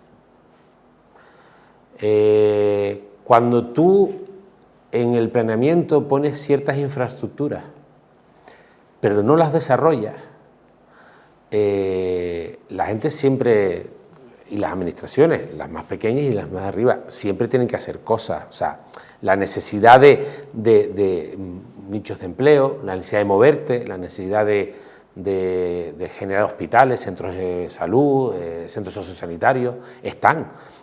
Y si no los tienes planificados o no los tienes previstos en el planeamiento, los vas a tener que hacer igual, porque es una necesidad. La sociedad ha ido por encima, se ha pasado, o sea, en Canarias el desarrollo se ha comido la planificación. porque no le hemos hecho caso a la planificación que existía y hemos querido ir muy rápido sin tener en cuenta lo más importante, que es que nuestro territorio es finito. Nosotros no estamos en Castilla-La Mancha, no estamos en Extremadura, que tiene inmensidades de territorio. Nosotros somos pequeños, muy pequeños y fraccionados. Y no es lo mismo vivir en La Gomera que vivir en Tenerife, no es lo mismo el Hierro que vivir en Gran Canaria. Son realidades totalmente distintas y a veces la tentación en la política es de intentar homogeneizar lo que es imposible homogeneizar. Ese es uno de los graves problemas que tenemos en Canarias con respecto a desarrollo y planificación. Y el otro está en que se ha creado una red de espacios naturales. Tenerife tiene el 49% de su espacio natural protegido, pero no solo el 49% de los que está protegido, porque ese es el suelo que tiene una norma de conservación específica, 49%. Pero es que después tienes un suelo rústico, donde tampoco se pueden ejercer desarrollos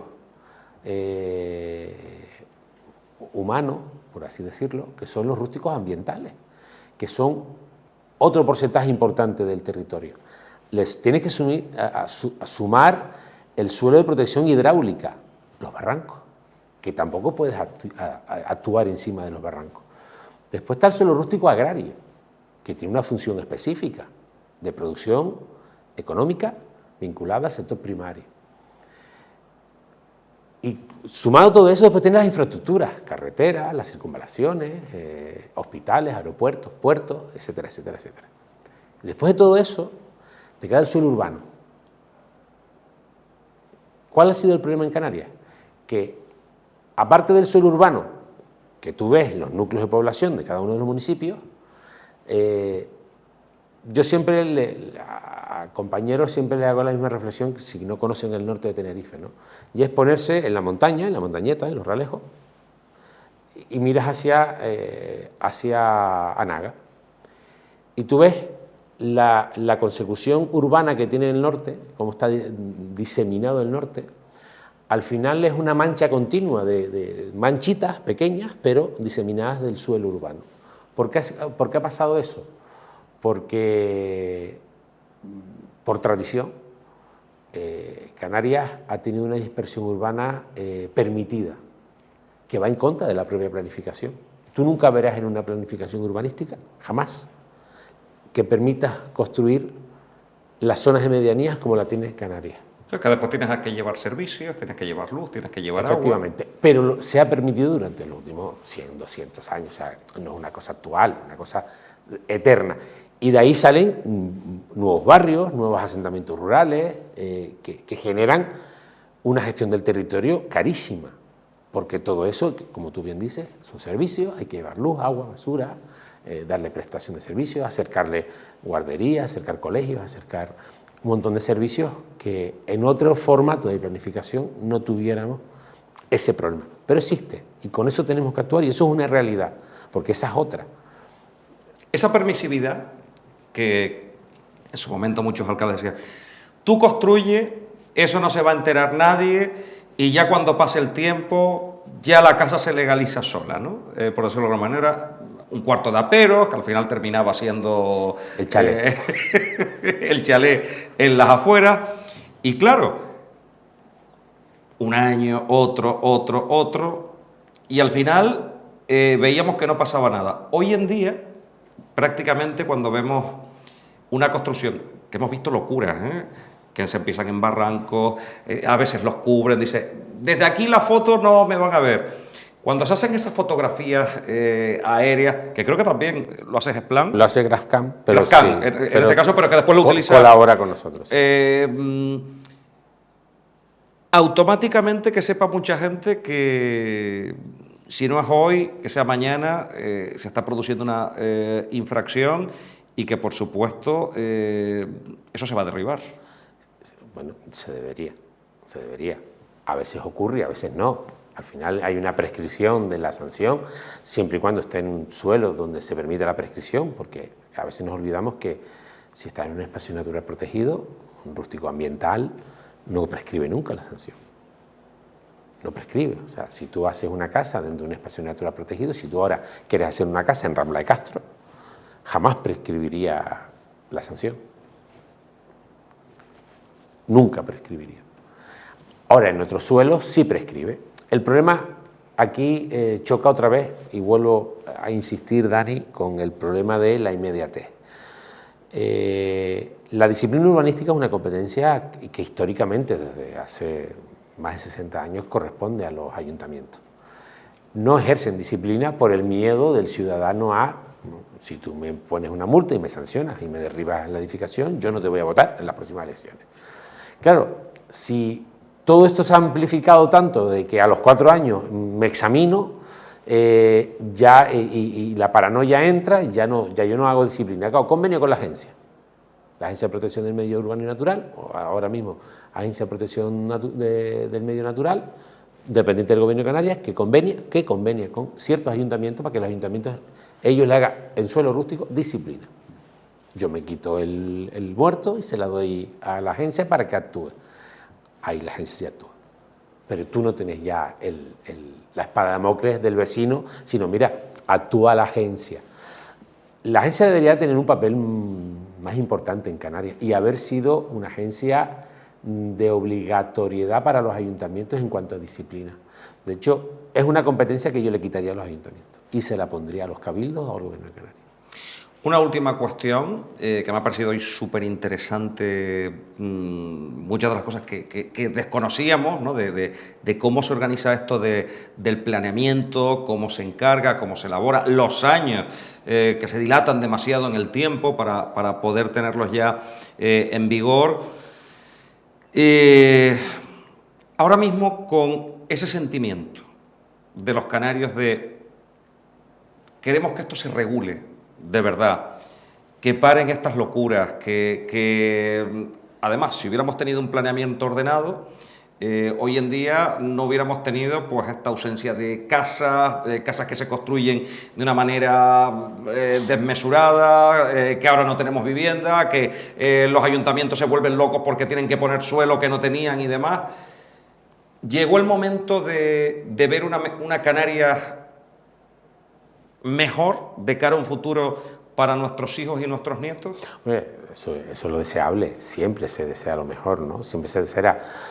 Hoy han anunciado una modificación de la ley de cambio climático, bueno, sin entrar en valoraciones más políticas, siempre que sea para mejorar la actual ley, que aprobamos estando nosotros en el gobierno, pues bienvenida sea, ¿no? Al final, yo creo que tenemos que tener un gran acuerdo en ciertas normas que sean con un consenso muy amplio, y una de ellas es la ley del suelo. No podemos volver otra vez a cometer el error de sacar una ley sin la mayoría social que representa el Parlamento de Canarias. Entonces, yo apelo, y yo creo que se están dando los pasos en este sentido, ya lo anunció el consejero de Política Territorial en su momento, de que iban a iniciar un proceso, de hecho lo han iniciado, para reajustar la ley del suelo a una realidad que nos ha pasado por delante a todos, ¿no? Y es el sentimiento de que ya no cabemos más, esto está a punto de colapsar y necesitamos un cambio de rumbo, porque no creo que sea... Yo discrepo de cuando dice la gente que aquí hay turismofobia, no es verdad, no la hay, lo que sí que hay que regularlo, nos hace falta, o sea, ¿es necesario tener 16 millones de turistas?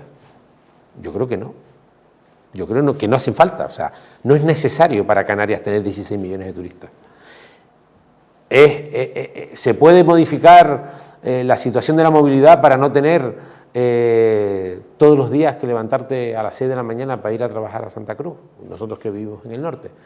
Yo creo que hay mejoras que se pueden hacer sin estar haciendo más cosas, sin estar constantemente pensando en otras megas, porque nos gustan mucho las mega infraestructuras, ¿no? Y yo creo que a veces hay cosas mejores y más baratas y más simples que se pueden llevar a cabo, ¿no? Y GESPLAN, y vuelvo a GESPLAN, intenta aportarle a los ayuntamientos ese intento de mejora en su ámbito local, o en el ámbito insular, o en el ámbito autonómico. Miguel Ángel Pérez, consejero delegado de GESPLAN, muchísimas gracias por estar con nosotros, te espero próximamente. Un saludo. Pues con las fiestas, que vuelve de nuevo la semana grande de las fiestas, la mitad una vez que hemos pasado esa convocatoria electoral, vuelven este viernes, sábado y domingo, así que ya nos preparamos para esa parte más folclórica de las fiestas patronales en la Villa de la Orotava.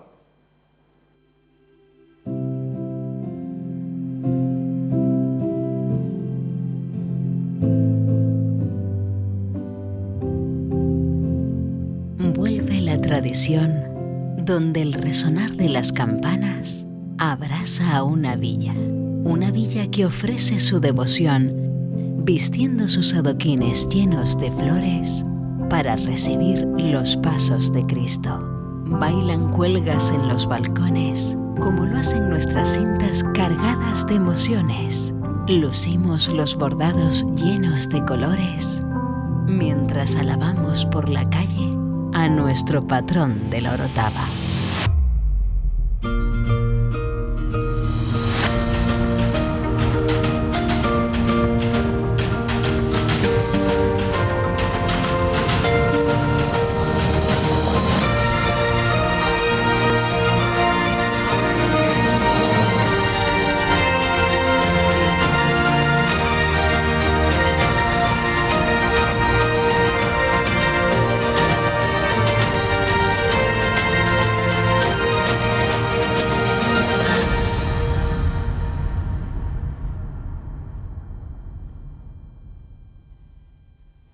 Bueno, pues ya nos preparamos para este fin de semana en estas fiestas patronales de la Villa de la Orotava.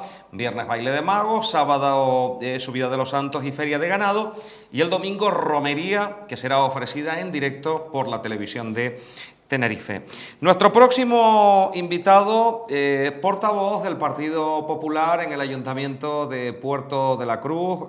Los plenos están siendo sumamente intensos y además nos da muchos titulares, además compañero de esta casa en tareas de tertulia, Pedro Antonio Campos. Muy buenas noches. Muy buenas noches, Dani. Muy buenas noches a los telespectadores.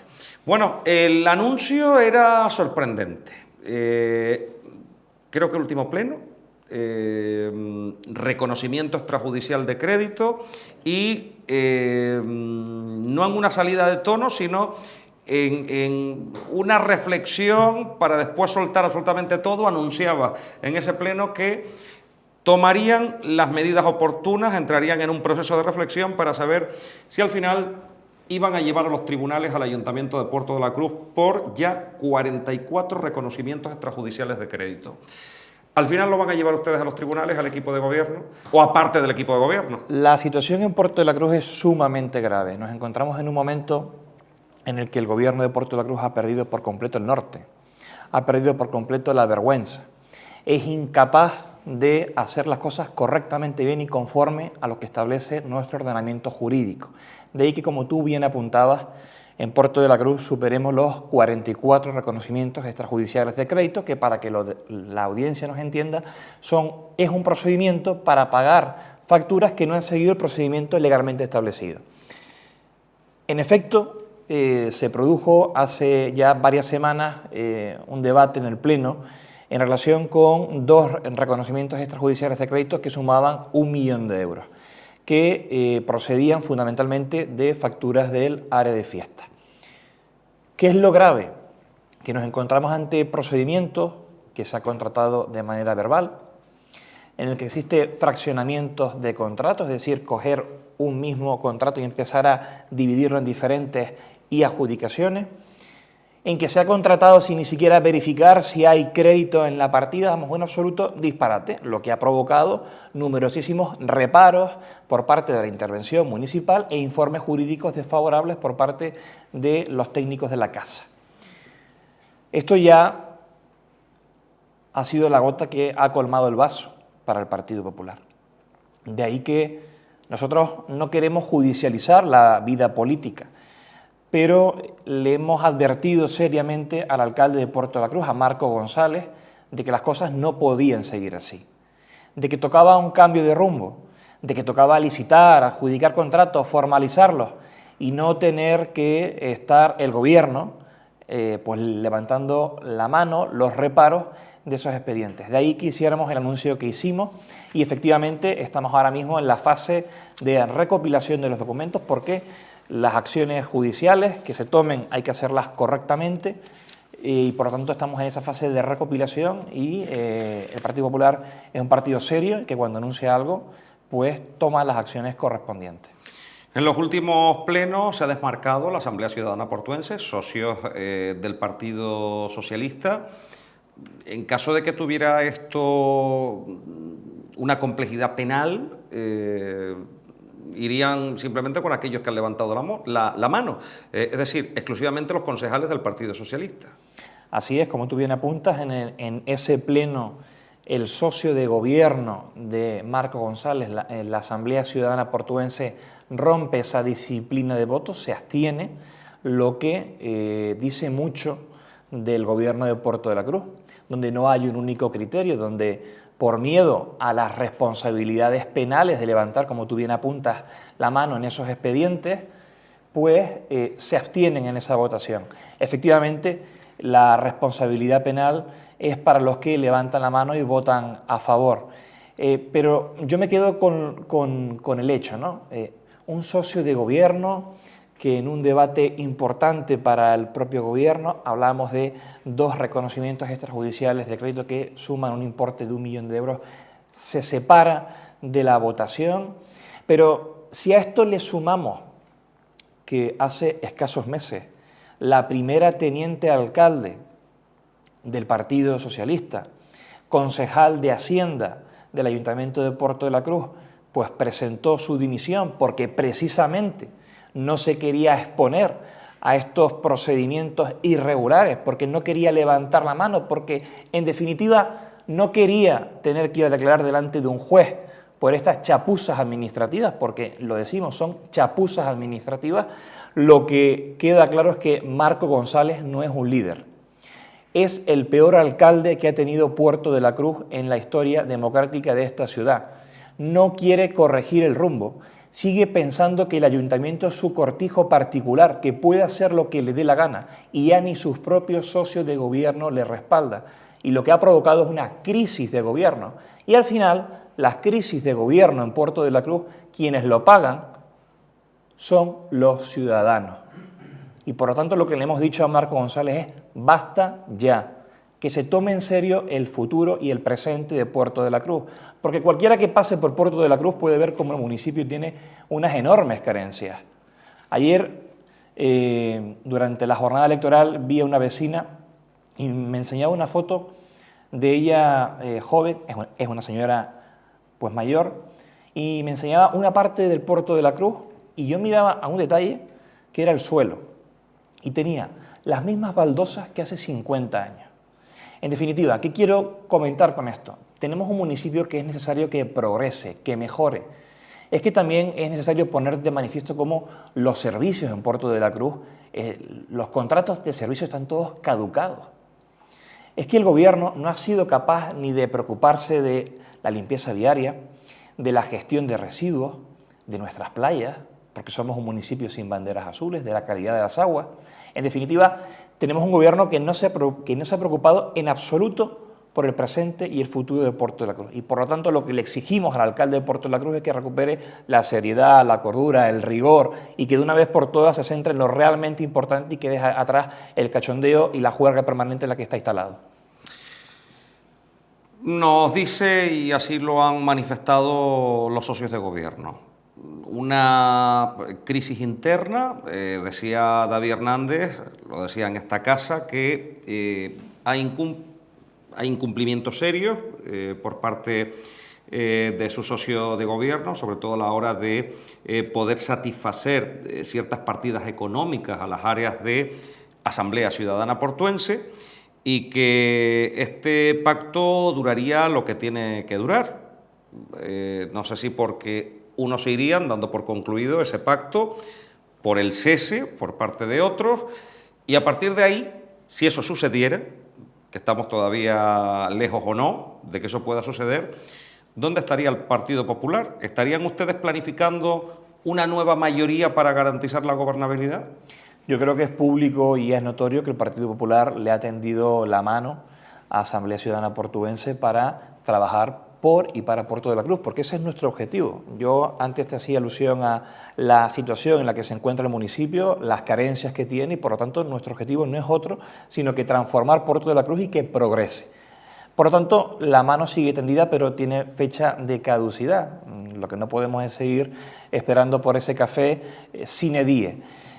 La crisis de gobierno en Puerto de la Cruz, si hay incumplimientos, como se ha puesto de manifiesto por parte del segundo teniente alcalde y líder de Asamblea Ciudadana Portuense, lo que tiene que hacer es tomarse ya en serio su posición política, definirse, tomar una decisión, pero lo que no creo que sea lógico es estar todos los días en los medios de comunicación criticando, hablando de incumplimientos cuando luego votas a favor y respaldas al socio de gobierno y no tomar ninguna acción. Yo creo que hay que ser valiente, hablar con los ciudadanos con seriedad, pero ser igual de transparentes a la hora de tomar las decisiones. Y ya se lo advertíamos, el segundo teniente alcalde hace alusión de que era un presupuesto insuficiente. ¿Y por qué votó a favor? Si él entendía de que era un mal presupuesto y el Partido Popular incluso lo impugnamos por la vía administrativa, presentamos unas alegaciones. A lo mejor entendía que parte del remanente iría posteriormente Pero el alcalde de Puerto de la Cruz le ha tomado el pelo, Dani. Es que lo realmente sorprendente es que si David Hernández, que formaba parte también del gobierno en el anterior mandato, no conocía a Marco González, yo de verdad me sorprende mucho. Si se aprueba ese presupuesto y se adquieren una serie de compromisos y pasan los meses y no se materializa, yo creo que lo que toca es redefinir su posición política, porque al final, insisto, le ha tomado el pelo. Le ha tomado el pelo políticamente y, por lo tanto, yo creo que ante esos incumplimientos, pues insisto en lo que he manifestado. Al final, vuelvo a lo que comentaba en el punto anterior. Quienes están pagando estas peleas entre niños chicos son los ciudadanos de Puerto de la Cruz. Como ven que es una ciudad que no progresa, como ven nuestras calles, como ven nuestras plazas, como ven que es una ciudad en la que no hay infraestructuras claves, no se habla del muelle de Puerto de la Cruz, no se habla del Parque San Francisco, no se habla de la playa de Martianes, nada. Se habla del cachondeo, de la juerga, de la fiesta permanente y ya está. Esa es la realidad de Puerto de la Cruz. Dice, el ofrecimiento para buscar una nueva mayoría tiene fecha de caducidad. ¿Dónde está la fecha de caducidad? ¿Hay una semana, 2 meses? La fecha de caducidad está en julio de este año. Julio de este año, ¿se han puesto ustedes fecha límite? Sí, porque al final... ¿Pero quiere decir que ustedes han hablado? No. Lo que ha habido es un ofrecimiento a tomarnos un café para hablar de Puerto de la Cruz. Porque al final de lo que nos interesa, insisto, es hablar de Puerto de la Cruz y de su transformación. Ese es el objetivo. No hablar del reparto de áreas, no. Hablar de Puerto de la Cruz, de los problemas que tiene hoy en día, de cómo mejorarlo y cómo afrontarlo. Ese es el objetivo. En un contexto además en el que el Partido Popular gobierna en el gobierno de Canarias y en el Cabildo de Tenerife. Por lo tanto, contamos con aliados suficientes para trabajar por y para Puerto de la Cruz. Porque si nos remontamos a lo que pasaba en el mandato pasado, cuando el PSOE gobernaba en el Estado, en la Comunidad Autónoma, en el Cabildo y en el Ayuntamiento, se le hizo caso omiso a Puerto de la Cruz. No se trabajó en lo realmente importante, ni en el desarrollo ni en la prosperidad del municipio. Es decir, no se esconden ustedes para decir, trabajaríamos con un tripartito, en este caso, Coalición Canaria, Partido Popular y Asamblea Ciudadana Portuense, que no sé cómo vería, ya que es un partido asambleario y de izquierdas, un pacto con lo que ellos han estado definiendo la derecha durante tanto tiempo. Hablamos de Coalición Canaria y del Partido Popular. Pero al final, Dani, y siempre se comenta, ¿no? Cuando hablamos de los municipios, hablamos de las personas. Y yo creo que tanto los miembros del Partido Popular somos personas serias. Tenemos nuestro programa de gobierno, tenemos nuestro proyecto, tenemos nuestras ideas para transformar, como te decía, Puerto de la Cruz, y lo que toca es sentarnos a hablar, ser serios, ser adultos en cuáles son los principales hitos que nos tenemos que marcar a corto, medio y largo plazo para Puerto de la Cruz en lo que resta de mandato, pero hacerlo ya. Porque hace poco ha pasado ya un año de mandato, quedan 3. Tenemos que aprobar unos nuevos presupuestos, hay que licitar obras, suministros, servicios, adjudicar esos contratos, pero hay que hacerlo ya. Y por lo tanto se agota el plazo del mandato y es imposible gobernar con una hoja de ruta si no empezamos a trabajar desde ya. Una última cuestión, esta guerra que al final se ha traducido en los medios de comunicación, en las redes sociales, en las manifestaciones de los propios socios de gobierno, parece que no ha llegado la sangre al río. Asamblea Ciudadana Portuense sigue esperando 3 millones de euros para los proyectos urbanísticos que quiere emprender en la ciudad. El alcalde ahora mismo tiene las competencias en el área de Hacienda. Así es. Y ponen ustedes fecha de caducidad de este ofrecimiento, mes de julio. En el caso de que estuvieran gobernando ustedes en un tripartito, ¿esos 3 millones estarían sobre la mesa? Nosotros lo que vamos a hacer es un uso eficiente de los recursos públicos y por supuesto seremos leales a los compromisos que se adquieran tanto con Asamblea como con Coalición Canaria. Pero, insisto, el objetivo no es otro, sino que transformar y mejorar Puerto de la Cruz. Y, por lo tanto, para eso lo que hay que hacer es un reparto eficiente de los fondos públicos, pero teniendo claro para qué, definiendo unos objetivos a corto, medio y largo plazo para transformar Puerto de la Cruz.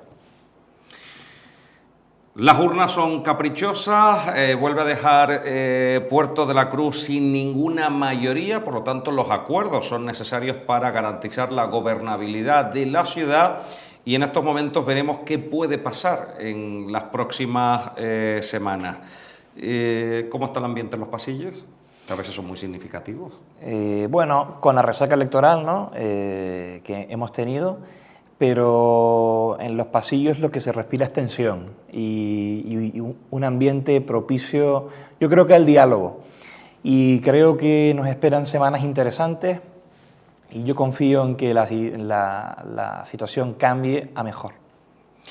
Pedro Antonio Campos, muchísimas gracias por estar con nosotros. Nos ha dejado un titular importante hoy sobre la mesa.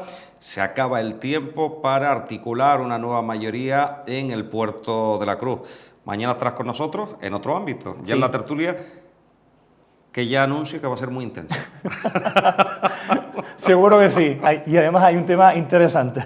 Mucho. Muchas gracias, Dani. Pedro Antonio Campos, gracias, hasta mañana. Señoras, señores, que estamos llegando a la recta final del programa de hoy, pero antes nos vamos con Coral Kingdom, porque ya saben que les ofrecemos un mundo de colores y corales en el Mar de Canarias. Estás a punto de descubrir el mayor arrecife de coral fuera del océano del mundo. ¿Preparado para sumergirte?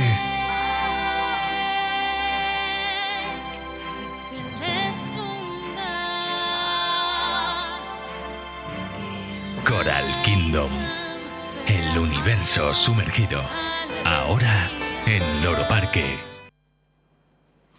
Y como siempre, casi en la recta final del programa de hoy, llega Aníbal Fernández para ofrecernos cosas, y entre esas cosas están el turismo espacial. Sí, sí, como lo oyen, turismo espacial, que no es que esté en el futuro, que ya está aquí. Aníbal Fernández, buenas noches. Buenas noches, Dani, ¿qué tal estás? ¿Cómo estás? Muy bien, encantado de estar ahí contigo.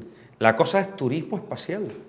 Parece como de una película de ciencia ficción, pero no, es algo que ya está pasando. Que a veces dicen, es más complicado ir hacia abajo que hacia arriba. Y ya vimos lo que pasó en su momento con aquel turismo para llegar hasta las entrañas de la Tierra en el mar. Hombre, todo tendrá sus peligros, sus precauciones previas, ¿no? Pero esto se ha avanzado mucho ya, y tanto es así que este fin de semana se hizo el 7º viaje de la compañía Virgin. ¿Te acuerdas de las cintas de cassette Virgin, de los discos Virgin? Pues Richard Branson es la persona que impulsó esto hace muchos años, y este fin de semana dieron el 7º viaje con turistas espaciales, ya que, como vamos a ver ahora, ya son unos pocos los que han hecho y no es algo ya séptimo. Ya es algo como cotidiano. Ya hay que tener mucha pasta, ¿no? Joder, ahora te empiezo a contar.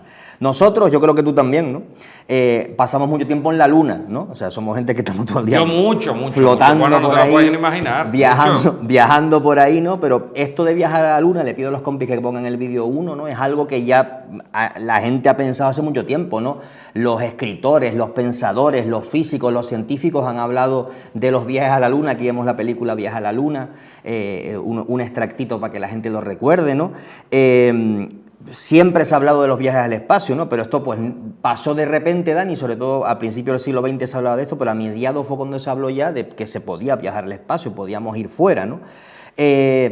Podríamos decir que de la memoria de la gente, de los sueños de la gente, se pasó a la realidad, ¿no? Y que parece como que estas cosas son como de otro planeta, pero ya hoy en día cualquiera que tenga la pasta que hace falta puede viajar al espacio directamente. O sea, no es algo que cueste, no, es que cuesta además de pasta una preparación, ¿no? Como cuando los años 60 o 70, nosotros no, que somos mucho más jóvenes, pero se hablaba de la carrera espacial, tenías que ser astronauta, tenías que ser físico, tenías que ser algún tipo de profesión, de estudios relacionados con lo que había afuera, ¿no? Aquí no, aquí hay que ser turista y rico. Aquí lo que hay que tener es pasta, o sea, déjate de historia. Aquí Qué bien. Sí, para adelantar una cosa y que la gente se nos quede conectados hasta el final, con 250.000 euros te puedes hacer un viajito espacial. Oye, pues no es tanto, ¿eh? Para lo que vamos a hablar, no. Lo que pasa es que esa es la clase turista. Ahora lo vamos a ver, lo van a entender enseguida, ¿vale?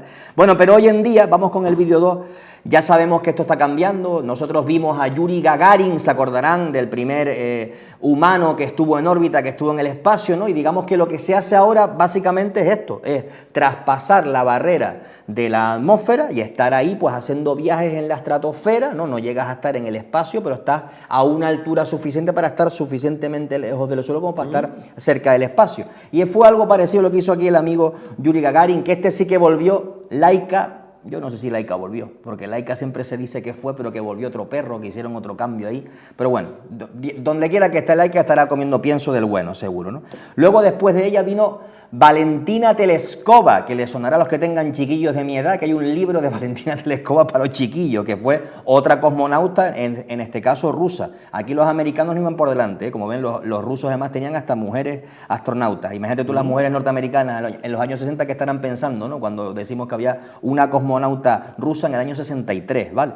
Y luego, claro, los típicos, los que hemos conocido por las pelis, seguro que te suenan, Collins, Aldrin y Neil Armstrong, que fueron los que fueron a la Luna en aquel viaje del año 69, en el que sí que hicieron historia porque pusieron pie en el astro, ¿no? En la Luna, como vimos hace un segundo, ¿no? Pero, a pesar de que mucha gente dice que no fueron a la Luna, que eso fue un estudio de televisión. Que se rodó en Santiago del Teide. No tengo pruebas ni tampoco dudas de que esto fue así, sabes que se rodó allá abajo. O en el paisaje lunar, en Vilaflor, también se pudo rodar todo eso. ¿Me lo puede negar alguien? No, pues esto así se queda, ¿no? Pero ya hubo un turista espacial en el año 2011. Vamos con el vídeo número 3, que no sé si te acordarás, este señor, este joven que vemos aquí, con 60 tacos, se pagó su viaje al espacio, le pagó a la Agencia Espacial Rusa 20 millones de euros para que lo pusieran en órbita. Yo creo que de una hostia lo hubiésemos puesto en órbita más fácil a este señor. Aparte, pero los rusos que querían pasta, dice, ¿cuánto quieres? ¿A dónde quieres ir y cuánto tiempo? Yo te llevo. Le pusieron el taxímetro, venga, para adelante, 20 millones de euros. Oye, si tienes pasta y ya has hecho todo lo que te ha dado la gana, los sueños, que es lícito tener ese sueño, ¿eh? Esa parte es la que yo quería hablar al final. Como siempre, estamos conectados, porque yo precisamente iban por ahí los tiros. Pero bueno, este señor tenía 60 años cuando viajó, era ¿Tenía 60 años? 60 tacos. Pues aparentaba más. Sí, aparenta bastante más. Sí. Sí, huele a tierra. Este señor huele a tierra en esas imágenes que se ven. No a universo ni al espacio, huele a tierra este señor. Pero bueno, le pagó su dinerito y pudo viajar ahí a hacer su sueño, que él era ingeniero aeronáutico, lo ves entrenando ahí para poderse calzar las botas de astronauta y viajar al espacio con los cosmonautas. Lo pusieron ahí a gravedad cero y lo pasó muy bien. Pero tú conocerás, porque eres un hombre de mundo, a Jeff Bezos, el multimillonario, el billionaire que dicen los americanos, que fue el que dijo, bueno, se acabó, empezamos con el turismo espacial y una carrera por llevar gente al espacio. Vamos a poner el vídeo número 4, porque tanto esta imagen es icónica de Jeff Bezos con los otros 3 turistas espaciales, iba a decir astronautas, que por primera vez puso en el espacio Blue Origin, que es su empresa. Este es el de Amazon. Para todos los que compran en Amazon, que sepan ustedes que cuando compran los tuppers de Amazon o los calzoncillos de Amazon le están pagando a este señor los viajes espaciales, que a mí me parece muy bien, ¿eh? Yo no me meto con las cosas cada cualquiera, ¿vale? Pero hay 3 empresas ahora mismo que lo hacen, Dani. Una es Blue Origin, que es esta que estamos viendo aquí. ¿Hay una India? Hay otra India, esa sería la 4ª, pero aquí, como puedes ver, es como si lo subes en la barca de la risa de los carnavales, ¿lo ves, no? Que están todos ahí dando vueltas ahí dentro, o sea, nadie sabe qué está pasando ahí dentro. Las patas para arriba, las patas para abajo, bueno, tiene que ser un lote esto, sobre todo con 2 vasos de vino, tiene que estar como maravilloso. Bueno, pues Blue Origin lo hizo, en el primer viaje fueron Jeff Bezos, que es el que estaba con el gorro vaquero, su hermano y otros dos tripulantes. Estuvieron 10 minutos y 10 segundos en el espacio. Fue el primer viaje de turistas espaciales. ¿Y pagaron 250.000 euros? No, en este caso no, porque esto fue el viaje promocional, el primer viaje que hicieron. Pero para ricos. No, gente de nuestro barrio no fue a esto, no te creas tú. Madre mía. No sería por falta de Encima ganas. que era gratis, ya podían habérselo dicho a gente que no tenía, que no era pudiente. Y más te va a calentar porque los otros, ahora te voy a decir los precios, pero ahora hay 3 empresas, como te digo, y hay 2 que pones la pasta, pero es por sorteo, o sea, no garantiza que vayas a... Tiene que ser un sorteo, sí. Vamos a... Las otras 2 empresas que no lo he dicho, una es SpaceX, que la conoces porque es la Elon Musk, el señor de Tesla, ¿no? Y la otra es Virgin, de la que vamos a dar ahora, Virgin Galactic, que como les digo, los que tengan algunos años parecidos a este señor o a mí, son los de los discos de los años 80. Había una compañía de discos que se llamaba Virgin, que luego hacía viajes en avión, y una obviamente. compañía aérea que se llama Virgin. Efectivamente, que es la misma que este tipo de Richard Branson. Este rubiazo que hemos visto por ahí con un pelo, que no se le cae el pelo. A mí me da mucha rabia la gente no se cae el pelo, tío. Los odio, la gente. Y este seguramente teniendo ese dinero tendrá un implante seguro. O 2. Vamos a ver el vídeo número 5, que es el vídeo del viaje más reciente en el VSS Unity, que es como se llama este barco. Fíjate cómo se suelta, qué guapada, tío. Están a la altura propicia y cómo se suelta de ese avión que es el que lo sube y ya el elemento, el avión queda ahí propulsado y sale para que este hombre, que se llamaba, lo tengo por aquí en algún lado, no lo tengo por aquí, bueno, no me maten, esta personita que viajó con Virgin y que hizo este viaje para, como ves, todos jóvenes, ¿no? Te puedes comprobar que todo gente joven, gente que está empezando a vivir. Y bueno, como todo el mundo se estará preguntando, y Dani se preguntó, porque Dani solamente piensa en perras, ya se lo digo yo, el billete más barato cuesta 250.000 euros con Virgin Galactic. Así que, amiga, amigo, si tiene usted 250.000 trompos, ya sabe, se pone en contacto con el Rubial. Hay mucha gente en este mundo que tiene 250.000 euros. Sí, hombre, y déjame decir una cosa para que la gente empiece a odiar. En Canarias hay mucha gente que tiene 250.000 mucha euros. gente. Pero mucha gente. No somos Dani, ¿o sí? No sé. Yo no. Ojalá. Pero, como Dani y yo apuntamos alto, en Blue Origin, en la del tío el sombrero, nos cuesta 28 millones de dólares americanos. Sí, no dólares de esos del Monopoly. 28 millones, pero si te parece, ya pusiste cara de susto, Dani no quiere viajar al espacio, dice que se queda aquí, que mejor se va a la romería de Lauro Otado. Pero en Virgin, sí, a ver, no, en SpaceX, en la del Tesla, el de los coches estos que luego no arrancan, aunque no caben en garaje, se compró hizo una furgoneta, no sé si lo saben, gente de la Victoria, vean este vídeo, hizo una furgoneta, ¿no?, para transportar cosas, y uno la compró, la furgoneta, y no le cabe en el garaje, y entonces ahora lo van a denunciar porque la quiere vender el hombre, es de segunda mano. La gente de la Victoria está pendiente de esto porque ese coche tiene que ser la leche. Pues este cobra 50 millones de dólares americanos. Pero como le digo... ¿Cuánto dura el viaje? Minutos. Este viaje, este señor duró 12 minutos, 20 minutos este viaje que está aquí. Para eso una vuelta. En Vinter por lo menos me dan una chocolatina, eso, pero en 10 minutos que te van a dar. Y además, que 20 minutos, ¿qué? ¿Los cochitos locos o qué? O sea, una vueltita y ya está. O el karting del sur, 20 minutos y 2 vueltas. Lo que es tener dinero. Yo si lo tuviese lo haría, pero como dijo Dani, si tienes pasta... Si ya has vivido, pero ¿qué más da si no te queda nada por hacer? ¿Y a quién le vas a contar tú tus batallitas de cuando fuiste al espacio sino a nosotros, que somos unas porteras? Que nos lo cuenten a nosotros para nosotros votarlo aquí después y contarlo. Es verdad. ¿Ha viajado usted al espacio y vive en Tenerife? Contacte con este correo que no hay aquí y nos lo cuenta.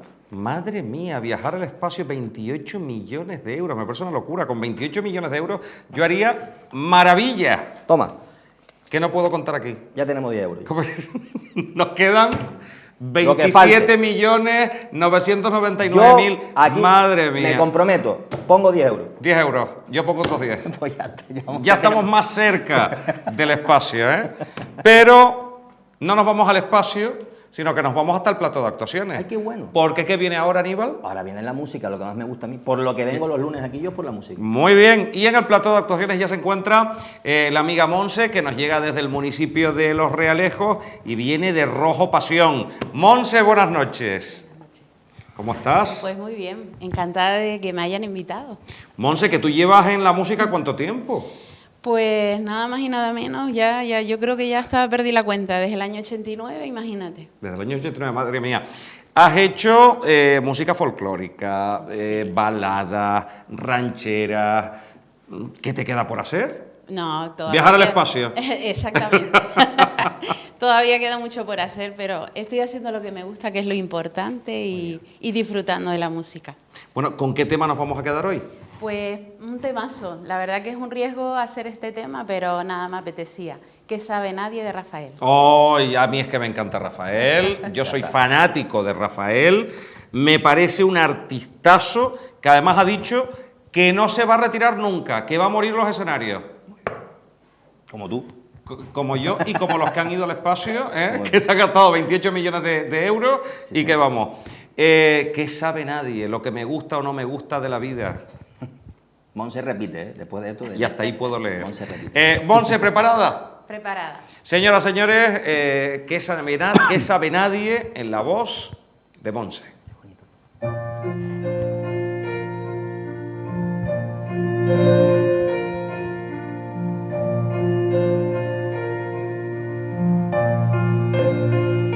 De mis secretos deseos, de mi manera de ser, de mis ansias y mis sueños, que sabe nadie,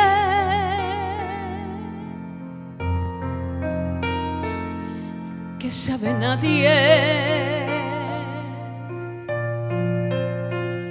De mi verdad de la vida, de mi forma de pensar,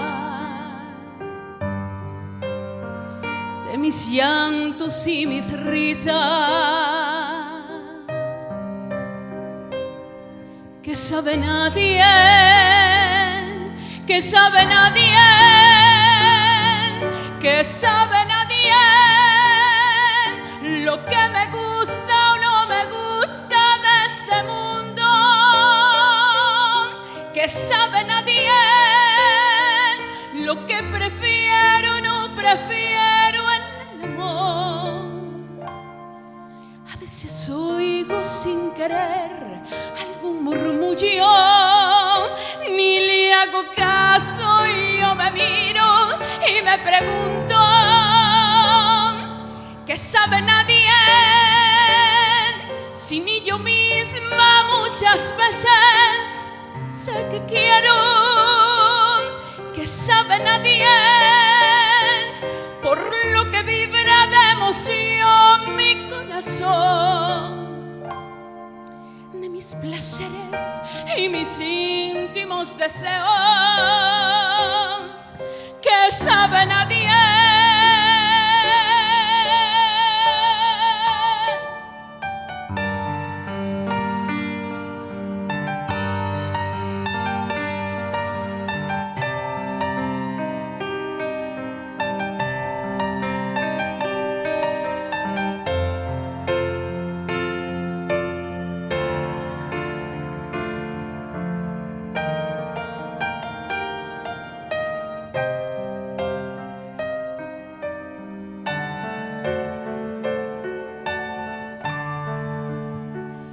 Que sabe nadie, si ni yo misma muchas veces sé que quiero, que sabe nadie, por lo que vibra de emoción mi corazón, de mis placeres y mis íntimos deseos, que sabe nadie. Que sabe nadie.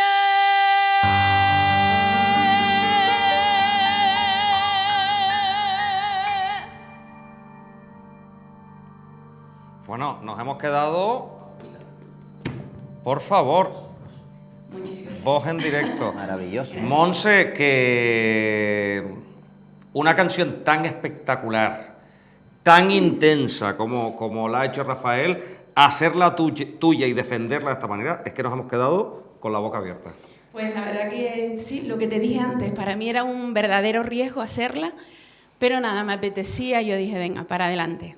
Qué maravilla, por favor. Gracias, de verdad. Que queremos ver a esta mujer en un montón de eventos de gala, que ha sido maravilloso, con una voz como esta, comisiones de fiestas patronales, ya saben, se llama Monse y está en Los Realejos para toda Canarias.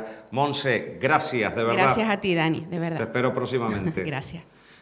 Y déjame Qué decir, brutal, ¿no? Déjame decir que en directo mucho mejor, que igual ustedes lo oyen en casa y está guapo, pero ha sido alucinante. Muchas gracias, Monse. Increíble, talento Directo. canario, voces maravillosas Lo que como nos tenemos gusta en a Canarias. nosotros aquí. Increíble. Aníbal Fernández, que volvemos próximamente. Cuando me toque, tú sabes que yo estoy a toque pito ahí siempre. Como tiene que ser. Gracias. A ti. Madre mía, me quedo con esa canción increíble de Rafael. Que sabe nadie lo que me gusta o no me gusta de este mundo, por lo que vibra de emoción mi corazón. Pues con eso me quedo. Espero haber respondido algunas preguntitas a veces de la gente. Que nos vamos, que ha sido un placer enorme haberles acompañado en este tiempo de televisión que ha llegado a su final. Se quedan ya con Eduardo y el tarot. Nosotros volvemos próximamente, es decir, próximamente mañana, mismo sitio, misma hora. Hasta entonces, que sean inmensamente felices. Adiós.